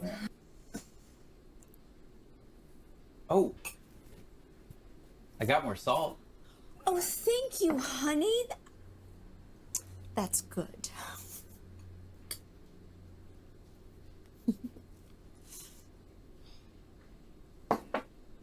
I vacuumed it off the floor after my ritual. Mike.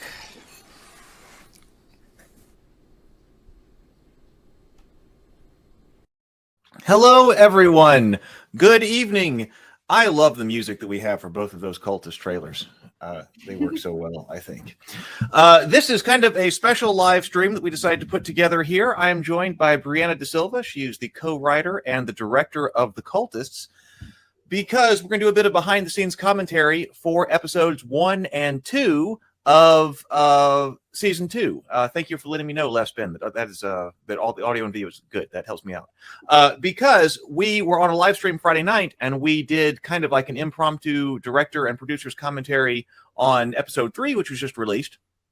But we didn't get to do that for episodes 1 and 2, and so we decided that we really should do that. And of course, there is other producer and director's commentary on the channel in individual videos that I've been releasing already, especially for season 1. But this seems like a pretty good way to do it for season 2. Yeah, doing it differently, a little bit more casual and out of Yes. order. And out of order, but also in an interactive way too. So if you have questions about what the show is, or how we did something, or why we thought of something, or something like that, we can bring it up here on the screen. All right, so we want to start with episode 1. We're going to do episode 1 and 2 of season 2 here. Let's do it. All right. Again, dice tray link. If you're here, just putting that again in the comments. That's where you need to go. All right, let's bring up 1.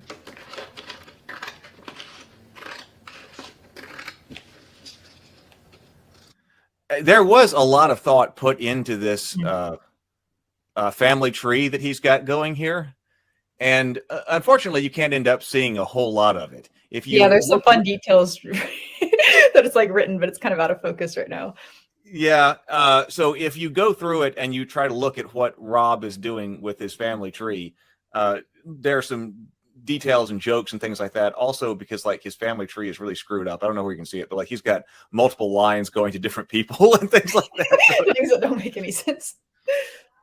Left Spin asked who made it, and I made that. I do a lot of the props now. Carol helped out with a lot of the props as well. So Carol and I were the main art department people.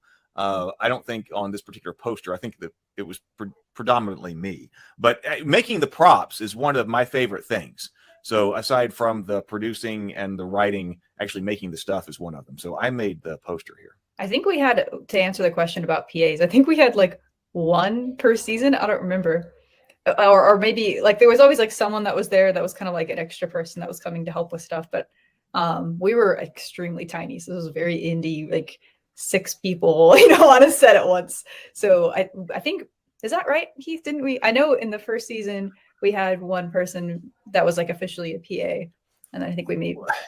Did we have an official PA? Because I was just thinking about that. I think she got a better title. I think she did too. So I don't think that actually we had anybody. There's nobody that's credited, I think, as a PA on either season. But yeah, we did have like data wrangler and things like that. So there was 1 other person, there each season. That was the first thing I ever did on any film set ever. When I was 17 years old, I was a PA and I got to do data wrangling. Yeah, fun times. Ryan says roll tide. Yep, we're roll tide down here in Alabama. Brianna's up in Colorado, but yeah, lots of Alabama football here. All right, so we'll keep going here.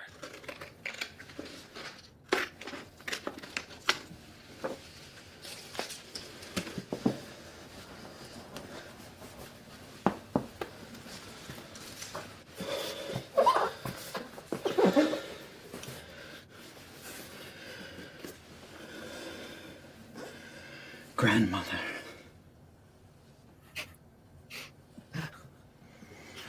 Wait, Heath, where did you get that picture? What is that image? What is that? Isn't it like the creature from the Black Lagoon or something like that? Somebody's going to correct me in the comments, because I was just looking for some kind of swamp monster or something that looked like a deep one. I think people should recognize it because it's from some movie.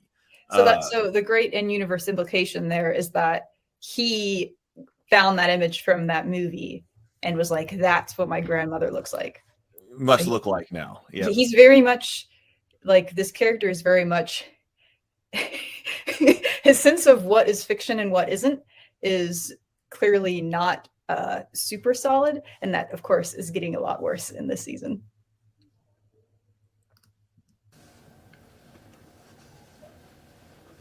How's Rob? Rob's... I'm gonna be honest.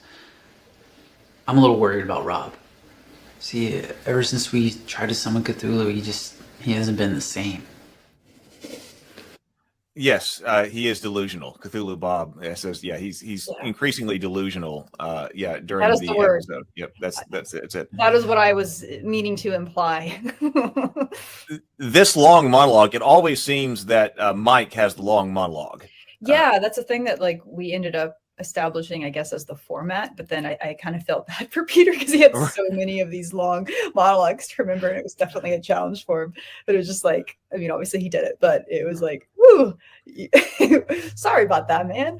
Yeah, it's hey Peter. Yes, the actor who plays Mike. It's long monologue time. Right, but of course, because he's that character that's bringing us into the world, so it makes sense. Because if we have, I think I was talking about this in my commentary in season 1, where you can make an argument about which of them is the protagonist in the sense of like Rob and I'm wanting to say the actor's name. Oops, keep saying Peter. What's the name of our main character? Why am I blanking right now? Mike. Mike, thank you. Rob and Mike are both, they both drive the story a lot, but Mike is, of course, the one that brings us into the world. So he's kind of explaining things to us more. You could say maybe in universe that like the people that were making the documentary came to his family first, and then it just kind of went beyond that. And Cthulhu Bob is right here again. He says, I love how Rob is so screwed up that even these guys feel the need for the intervention. Exactly. Yes. It goes even beyond. So I want to make one more comment before we play, because you and I discussed kind of in the story how we have like, there are basically three different worlds. That's the comedy of like, to keep the style consistent, is that there are these 3 different worlds that are being compared to each other. There's the normal world, which is where we start off in season 1. We kind of start off here as well, at Mike's house. And then there's the world of the ridiculousness, which is like them, trying to achieve this dark stuff. And then there's the actual dark world that they're falling short of. And so at this point, he is like going beyond even the ridiculousness that they're used to. But yeah. All right.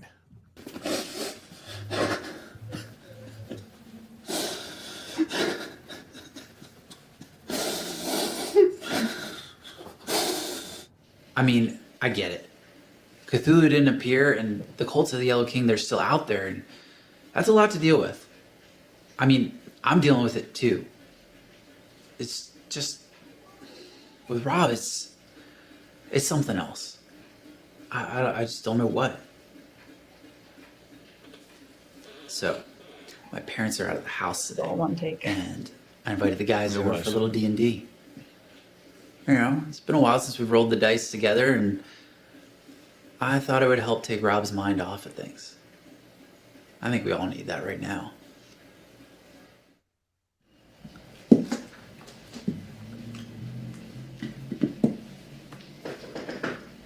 He's here.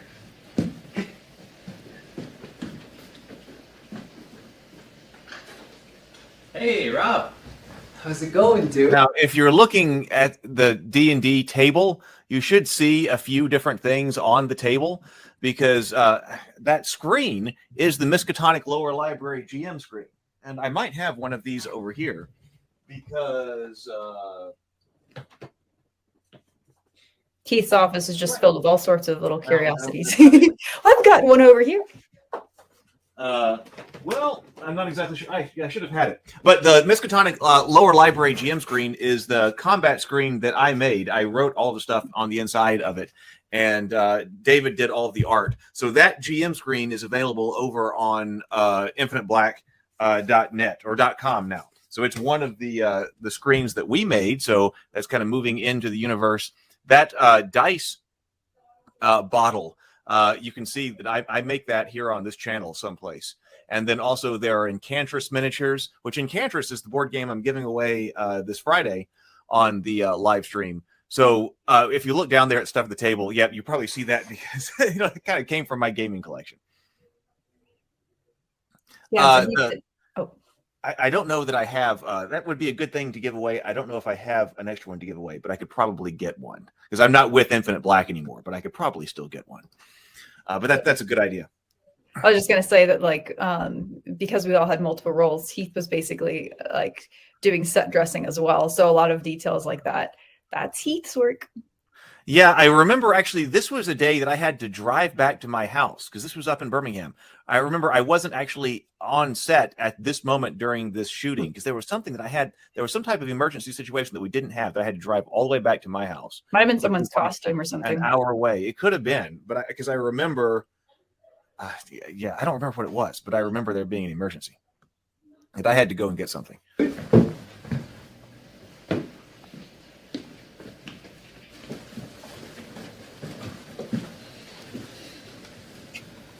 That was his addition there.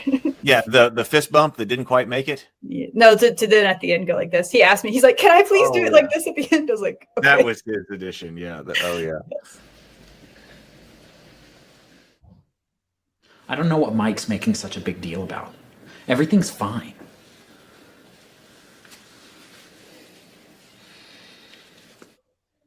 So, Ben, you ever played D&D before? No. Oh, don't worry, dude. It's easy. Now, this right here is one we didn't bring in the hula dancer in the background. Talk about set dressing.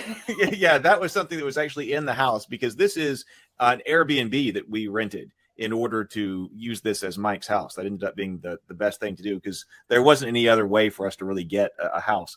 And so there were all kinds of odd things like this in the house, like a large toothbrush. Like Mom walks by the stairs, I think in season 1, by like a gigantic toothbrush that's leaning up against the wall. But this like hula dancer with the ukulele or whatever it is with the lei, that must be something the dad has. And it was just kind of neat. And so it stayed in the background for both season 1 and season 2. Yeah, one of the things that people always say, that especially when you're filming on a budget, like the best thing you can do is to find a house that already has character and personality, and then you don't have to do a lot of set dressing. We definitely stumbled upon something like that here. We walked in here, we're like, this is good. This is good. We'll take it. Yeah. What kind of character do you play? I play a cultist. But you are a cultist. It's all cultist all the time. You should know this. So do I get to cast spells? Yes. You're a wizard. I am? Yes. And that becomes an extremely significant point in the plot for the rest of the show. The fact that he takes him way too literally. Right. I don't want to spoil anything because we're still going through season 2, but we already talked about in our commentary, which was for episode 3, but we already talked about this idea that Ben takes his cue for reality from Rob. That whatever Rob says, like we were talking about the gills in episode 3, but here, Rob, the guy he worships and idolizes, says that he is delusional. Who happens to be delusional, but says that, hey, you're a wizard and you can cast spells, and here are the ones that you can cast. So he just goes right along with that in his world. Yep. Oh, all right. Rob says it, then it must be true. You get to cast any of these spells here. Wow. You're sitting alone in a boat in the middle of the dark blue water. It's cold, and the moonless night is very dark. Do we still have that ale with us? Yes. You still have that cask of ale from that ship you salvaged. Cool. I get drunk. I attack the darkness. Oh, You wanna comment on this whoa! reference? Why didn't I think of that? Or, sorry?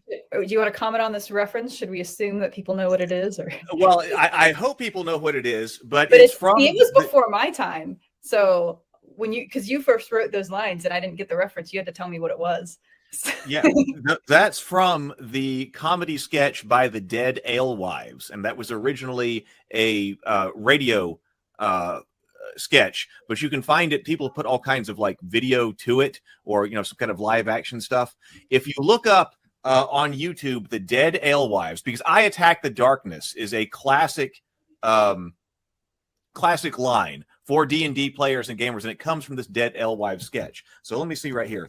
If you just go to YouTube, I know you can find it. Dead Alewives D&D. Yeah, and there's like a layer to the humor too, because Dead Ale, that skit from them is making fun of the D&D Satanic Panic of like what, the 80s, and so we're referencing a reference to a reference kind of a thing. Exactly. It gets very meta. If you look up Dead Alewives D&D, Dead Ale, A-L-E, wives, W-I-V-E-S, like the woman, D&D, you'll get several different versions of it. And like I said, because it was a radio play, people on YouTube put all kinds of animations and stuff to it, like the 8-bit reenactment or whatever. But yeah, it was originally a radio play that, can I have some Mountain Dew? Exactly. That's also a classic line from that. Can I have some Mountain Dew? So, comment highlight his other comment.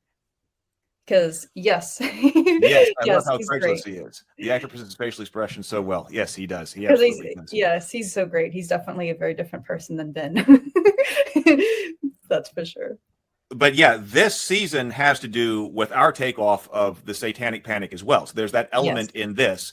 That Dead Alewives skit was itself a parody of the Satanic Panic because it starts off very serious about we're about to go and see actually what a game of Dungeons and Dragons is. And then, of course, when you get to the game, it's just absolutely ridiculous. And so, yes, it's references and meta references between that and this and the Satanic Panic. Yes, exactly. That doesn't make any sense. The darkness is unaffected by your attack. But suddenly, which is another line. Yeah. Out of the salty water comes a green-skinned creature with a fish face and gills. It's reaching out with scaled arms and webbed fingers trying to attack you. Are these deep ones? You know I can't kill deep ones. No, there are no deep ones in the Forgotten Realms. But if you've got no metagame, then there's Sahagin. Sahagin? That's close enough. I reach out to offer them my friendship. Take me with you. But that thing might kill you. And there's a great line, and it might be in the bloopers, when Dax had forgotten exactly what that line was supposed to be. Remember? And he said, it is the and bloopers. I reach out to offer it my love, or whatever it was. Instead of I reach out and I offer it my friendship. And my love. And yeah, it would have worked great. I want to make a comment just on okay. kind of a broad general comment, because it's one of the things that I love about this episode and also the second episode is that it's just such a hybrid of different minds. I think I've said this somewhere before, but right after we finished filming season 1, like the cast members had been making all sorts of jokes on set, and like they'd been putting out ideas like, oh, what if this happens with the character? What if this happens? And we were writing them all down. And it was like right after we finished filming, I went down and wrote a first draft of like, I don't remember, it might have been an episode or two. And there was a lot of things that were different. I think that originally the stuff that happens in episode 3 was happening in an aquarium, but we decided not to. Oh yeah, budget reasons. We couldn't actually go to an aquarium. Yeah. It would have been good. Yeah, it would have been so good. But then it was just really cool because then of course you came in and just, wrote so much more. And then, so I was writing, you were writing, we were putting their minds together, and like the final product, it's like, we all made this. And I just think that's pretty cool. There was, because you said like we knew we wanted to do a second season, like right after we were shooting season 1, like one after season 1 was shot, we knew we had to do a season 2 and started prepping some of the scripts. And the actors had told so many jokes, or even after the show, like at some of our parties or whatever, we're talking about jokes, and those got written down and integrated into the show. Yep. And most of them, I think, got in. There were a couple that didn't work, but a lot of them did. We're about to find one right here. No, they won't. I love them. You're completely surrounded by Sahagin now. How did they surround us? I had Mordenkainen's magical watchdog cast. No, you didn't. I tried to give one of them a hug. I tried to kill one by casting magic missile. I reach out to disrupt your spell. How dare you? Rob, you're gonna have to do something. They're gonna kill you. I can't. I'll just have to die. You know I'm constitutionally incapable of harming them. But your character. My character loves fish just as much as I do. Dude, you got... I like that we can see here in 2 situations that Rob doesn't really separate himself from the character, because of course, Rob is a cultist. Of course, he wants to play a cultist. Rob really likes fish. So of course the character, you can tell it likes fish. So you can tell that no matter what Dungeons and Dragons game Rob is playing in, he always plays himself. Basically, in the Dungeons and Dragons which plays game. into that sense that like he can't really say reality and fiction. It's just it's all the same. I quit the game due to objectionable content.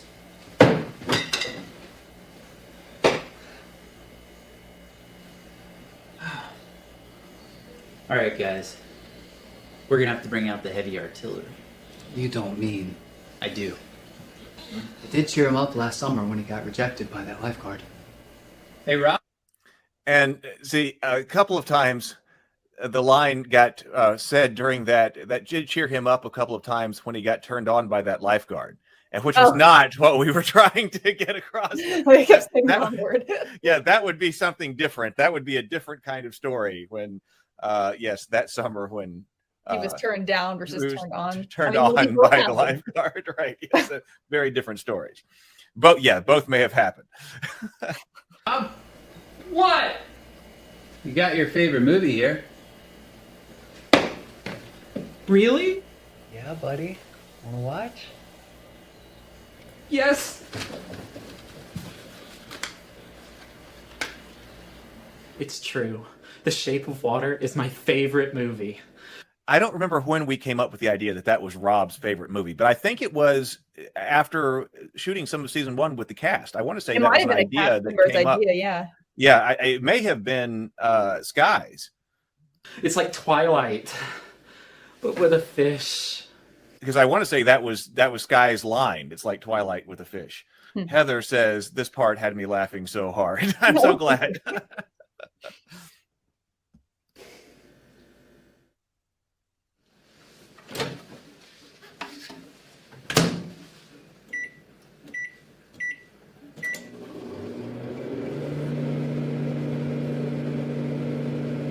Hey, watch this.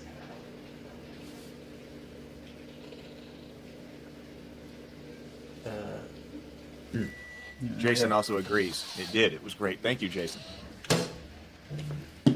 How'd you do Sorry, that? that was a notification. Magic. No, there's an interesting press the in here digitation. because Okay. you see that like Ben is just like, wow, instantly convinced. But Rob is not. Rob is like, I think I wrote that part. It was something like he thinks he's never been surrounded by worse idiots or something like that. So there's something that Heath and I discussed, which is that he's very intelligent.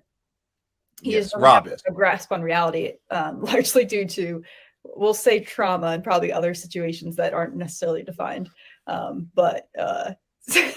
So which is a fun dynamic because it's not. Those are two different things, of course. Intelligence versus like your grasp on reality. So Exactly. Yeah, exactly. And the magic spell. Oh, did the magic spell come back up? Oh, yeah, the magic spell does come back up. So Ben's witnessing of, okay, this is how you cast a magic spell. Yes, it's still important later on. It's a transmutation cantrip. Oh, okay. Are those fish sticks? No? Maybe? Don't look. Dave. And I like that Ben also taking his cue from Rob. Of course, Rob covers up the fish's eyes when he sees the fish stick. which is a step too. This is a step in his delusion arc because this is the first time he's treating his fish like it's sentient. Right. Yes. There wasn't any of that in season 1. He doesn't, like, the fish is there, but he doesn't actually talk to it direct or interact with it like that. So he goes up to shield his fish from the fish sticks. And so immediately Ben does the same thing and covers up his fish's eyes as well. Don't you think that's a little insensitive? I like fish sticks, okay? I wasn't thinking. And you call yourself a member of the Esoteric Order of Dagon? Fish are friends, not food. I think I've... And that reference to Finding Nemo, I think, was from a cast member earlier on. That may have been Sky again. But we also said that Finding Nemo was probably Rob's favorite movie as a kid. Yeah, Probably, and that influenced him a lot. yeah. So Rob Maybe had a before lot of he became influence. a cultist. Heather says he's going down that spiral quickly. He is, yes. So we bring that up. So yes, Finding Nemo, definitely something that was very influential on Rob growing up. Lost my appetite.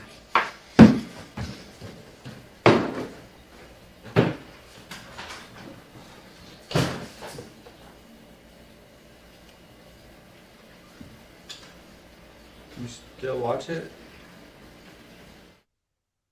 Well, that didn't go as planned. Next time, I'm going to try a Sahagin-free intervention.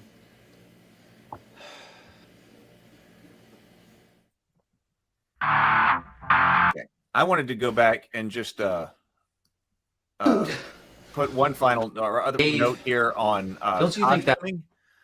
Oh. Because I thought it was good to see the costumes, because we tried to upgrade a few of that. Don't. Okay, yeah, especially for these two right here. So we had Rob in a toga that was from just Amazon that you could order in season 1. And I had 2 of them. I don't think I had 3, but I might have. I had one of them, but it looked really good. I really liked the look of it, but its problem was that its material was so thin. It was just a costume, like I think Rob would have actually ordered, and yeah, so definitely used. the character, but it was cheap. It was so cheap, right, that if it got dirty and whatever else, like it wasn't standing up to washing, because we had to wash these things in between shots because they would get dirty and things like that, and it was getting ratty and like looking worse on screen. So if you look hard, even in season 1, you may be able to tell like what are earlier versions and stuff. Right, yeah, and then in other scenes, you're like, okay, that's after it's been washed several times. It's starting to come apart. So we had to remake his toga that's actually in a more durable way, and that was Megan. Megan's with me on Dinner and a Board Games. You can see her there. Megan actually remade him a toga that is actually durable enough that we could wash and would actually stand up to filming. And the same kind of thing with the toga, the sheet toga, in taking his cue from Rob again, that Ben is wearing. Of course, his doesn't look as good. He's just got the bed sheet. But in season 1, we had just made that out of a bed sheet and we're trying to pin it together. Oh, and it was always falling such apart. a disaster. Yeah, it was always falling apart. And we had to stop so many times to try to get it pinned back together. If you'll see a lot of shots in season 1 where he's just like kind of pulling it up like skirts or something. Yeah, or it's just like wrapped around him. Tried to play in character, but it was constantly a problem. So we sewed one together, and maybe 2, but I think it was just been 1. So that was a more durable sheet as well that we got to sew together, so we could actually, have him in it and not falling apart all over the place. Okay. Go to the end credit scene. Oh yes, there is an end a lot of credit people scene. missed it. Yes, hopefully, yes. If you didn't know, there are sometimes end credit scenes, and we'll call this out again. This is Sky's music. Sky got this to us he's the one who plays Dave here on the show, and he is the actual. He's literally is Dave, almost. Yes.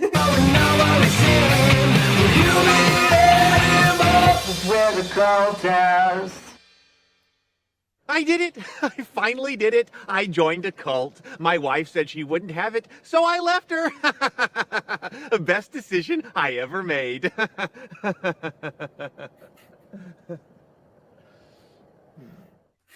Fun usage of the zoom out as you suddenly realize the full situation.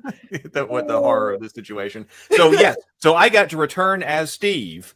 Because Steve, and I'm actually credited as Steve in episode 3 of season 1.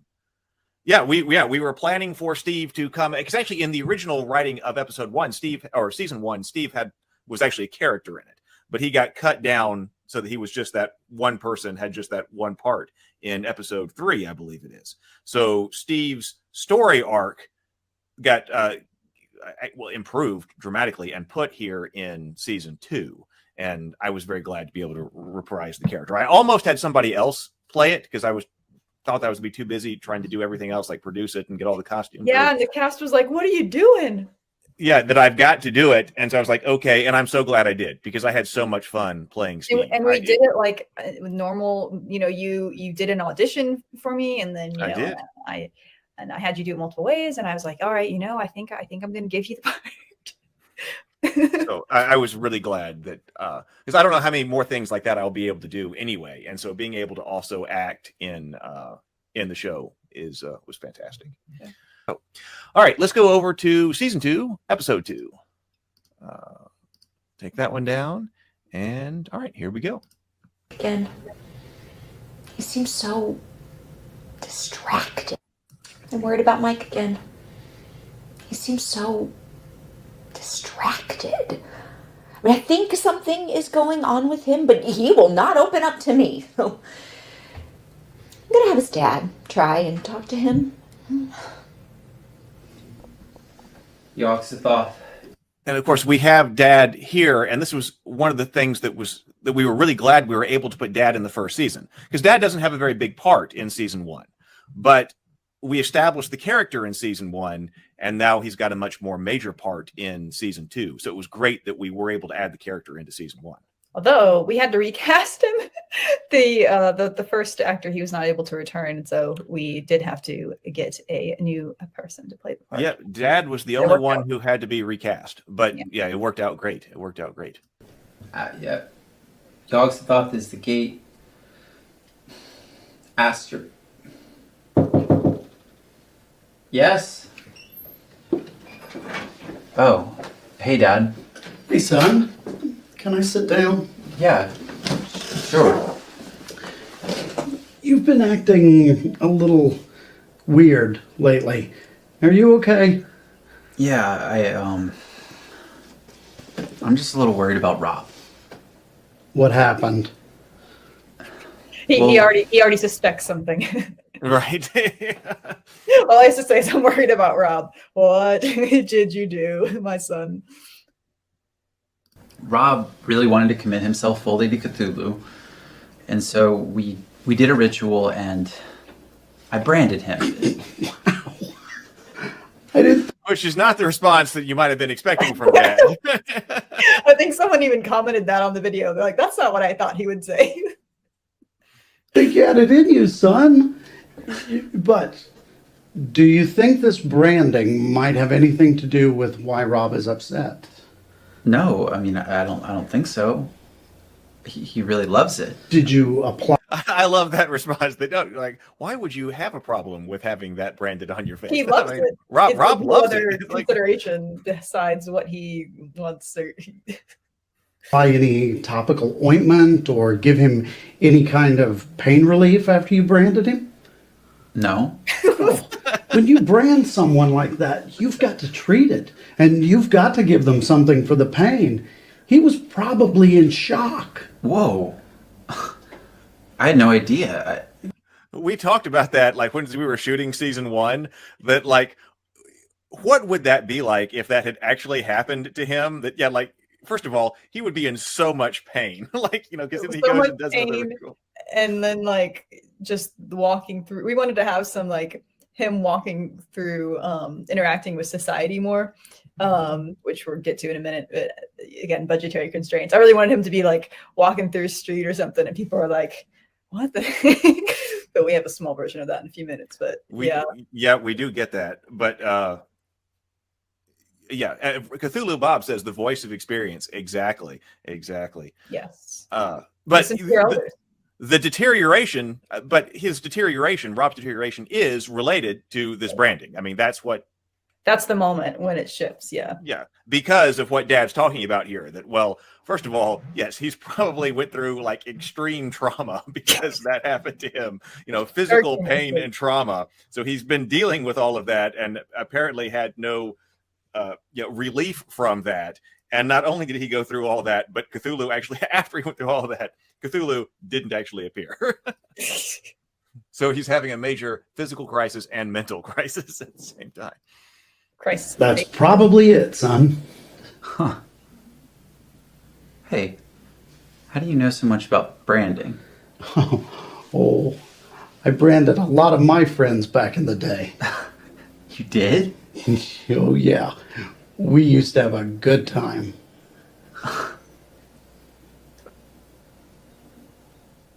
And you look at your dad in a new light after that.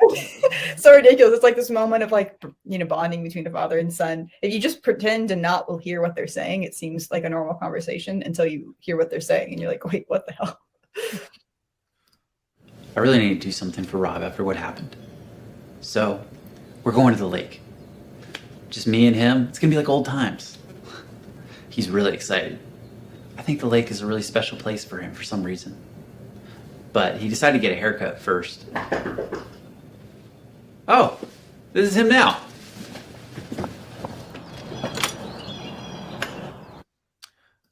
We got a question here. Cypop asks, was this scene at all influenced by the scene with Eugene Levy in American Pie? Different, but picking up some vibes. That's interesting. I would say no. I hadn't thought about that at all. That any comparisons were unintentional. Yeah, but yeah, I think you're right that there is a scene where the dad comes in to try to talk to the son, and that ends up connecting with him on the bizarre level, you know, and that too. So I know nothing in that was intentional, but that's interesting. What's wrong? We have to cancel our plans, Mike. I can't go to the lake like this. Like what? Oh. If it's the brand you're worried about, then I can just get a scarf or something. No! The hair, Mike! The hair! They completely ruined it! You actually got a haircut? Kind of looks the same. Same! Mike, are you delusional? The bangs, the sides, they got it all wrong! What were they thinking? What was that? Are you delusional? So you've got some, what's the word? You know, putting it on someone else. Why can I not remember the right Yeah. I can't think of the word either. I just don't you're projecting. You're projecting. Exactly. Thank you. So yes. Think of me! Who's they? Creatures of the sea! Look, they are not going to notice, okay? I promise. Are you sure? Come on now. You were so excited about going to the lake. Remember? Let's not let a bad haircut ruin a good day. Alright.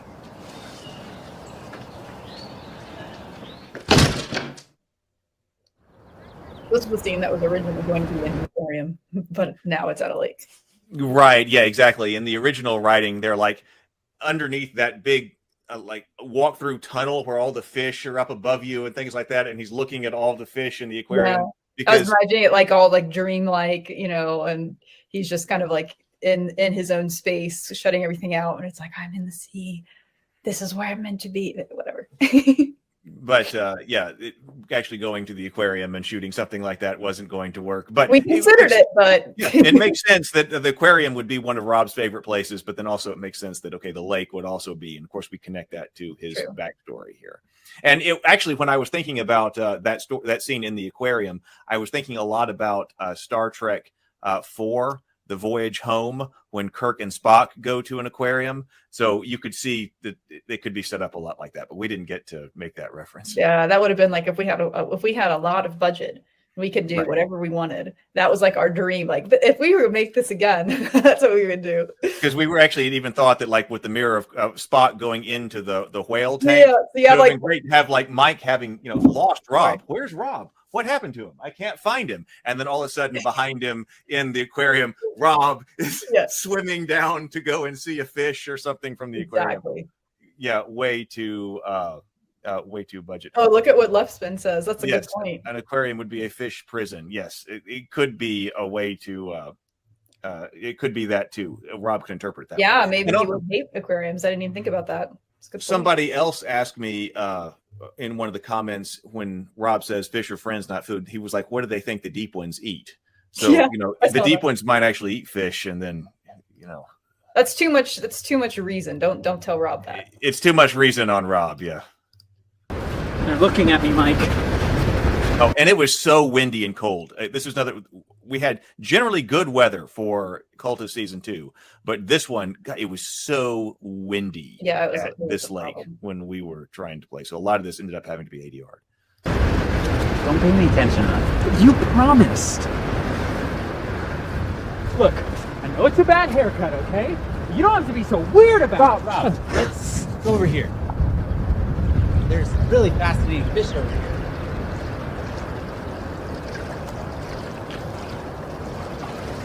I'm gonna go get her stuff. I'll be right back.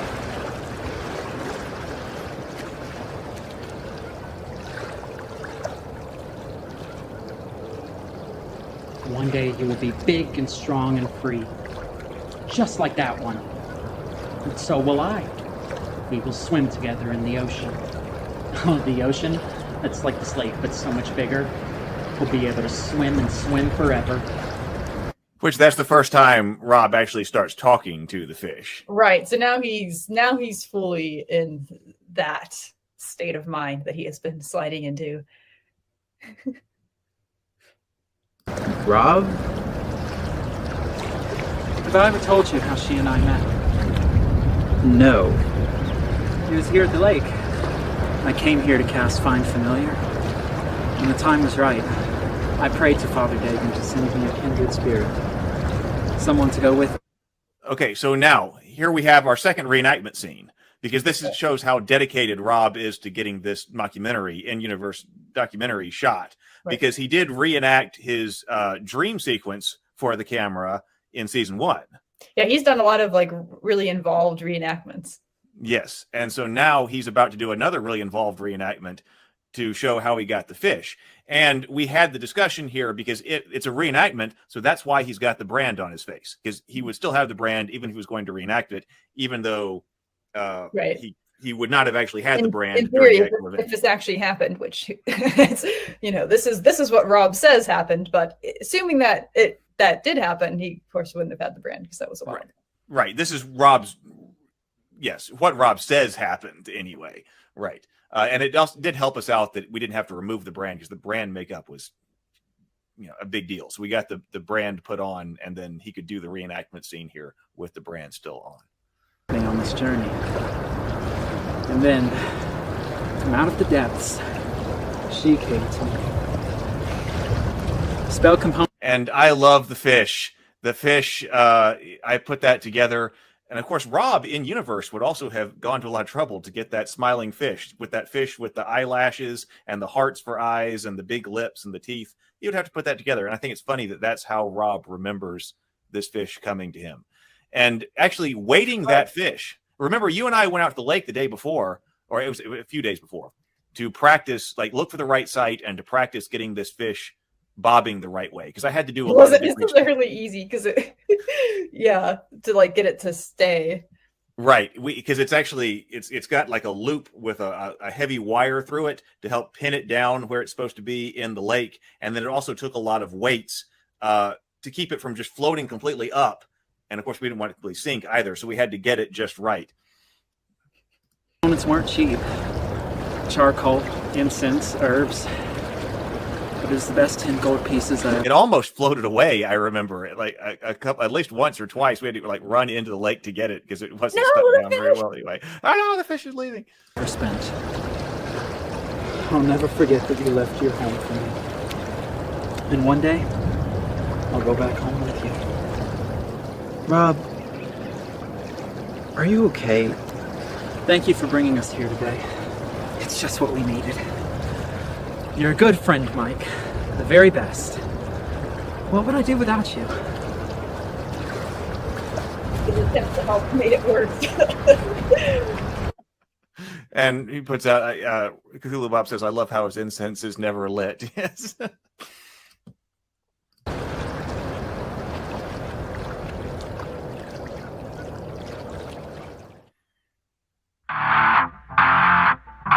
We have an after credit. World beyond.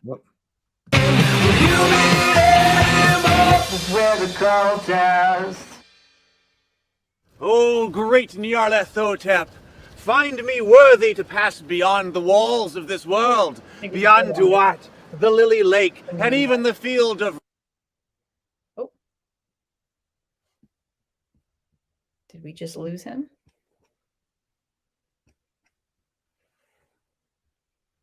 I'm here. Sorry about that. Oh, God.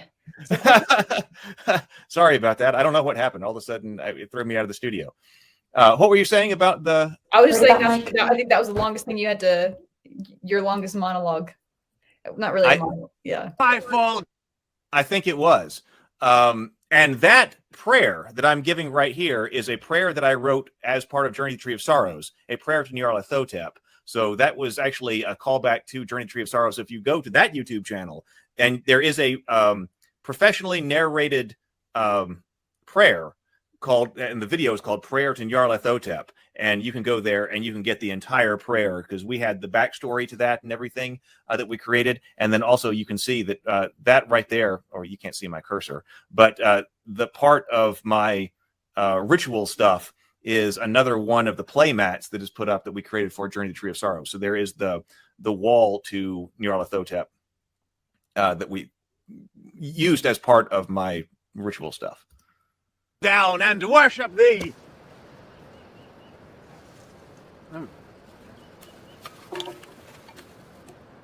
You can see it's an Egyptian kind of playmat.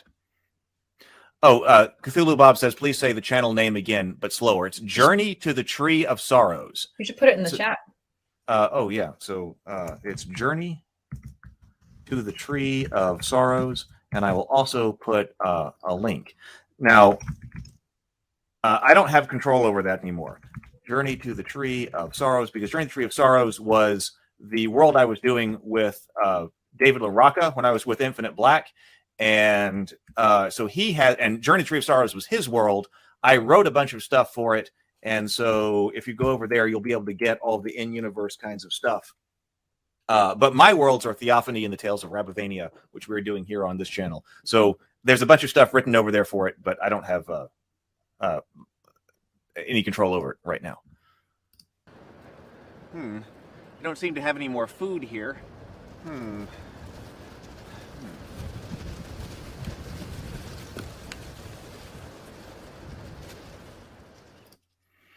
Cthulhu Bob is asking, are they one and done or serial? There were 2 stories over there. There are 2 full short stories that are about 30 minutes long, and those are single pieces. I mean, ideally they would all interconnect, but each one of those is standalone. And then all of the other videos are history and lore, and those are all standalone as well. So you get like some bit of history and lore on some different part of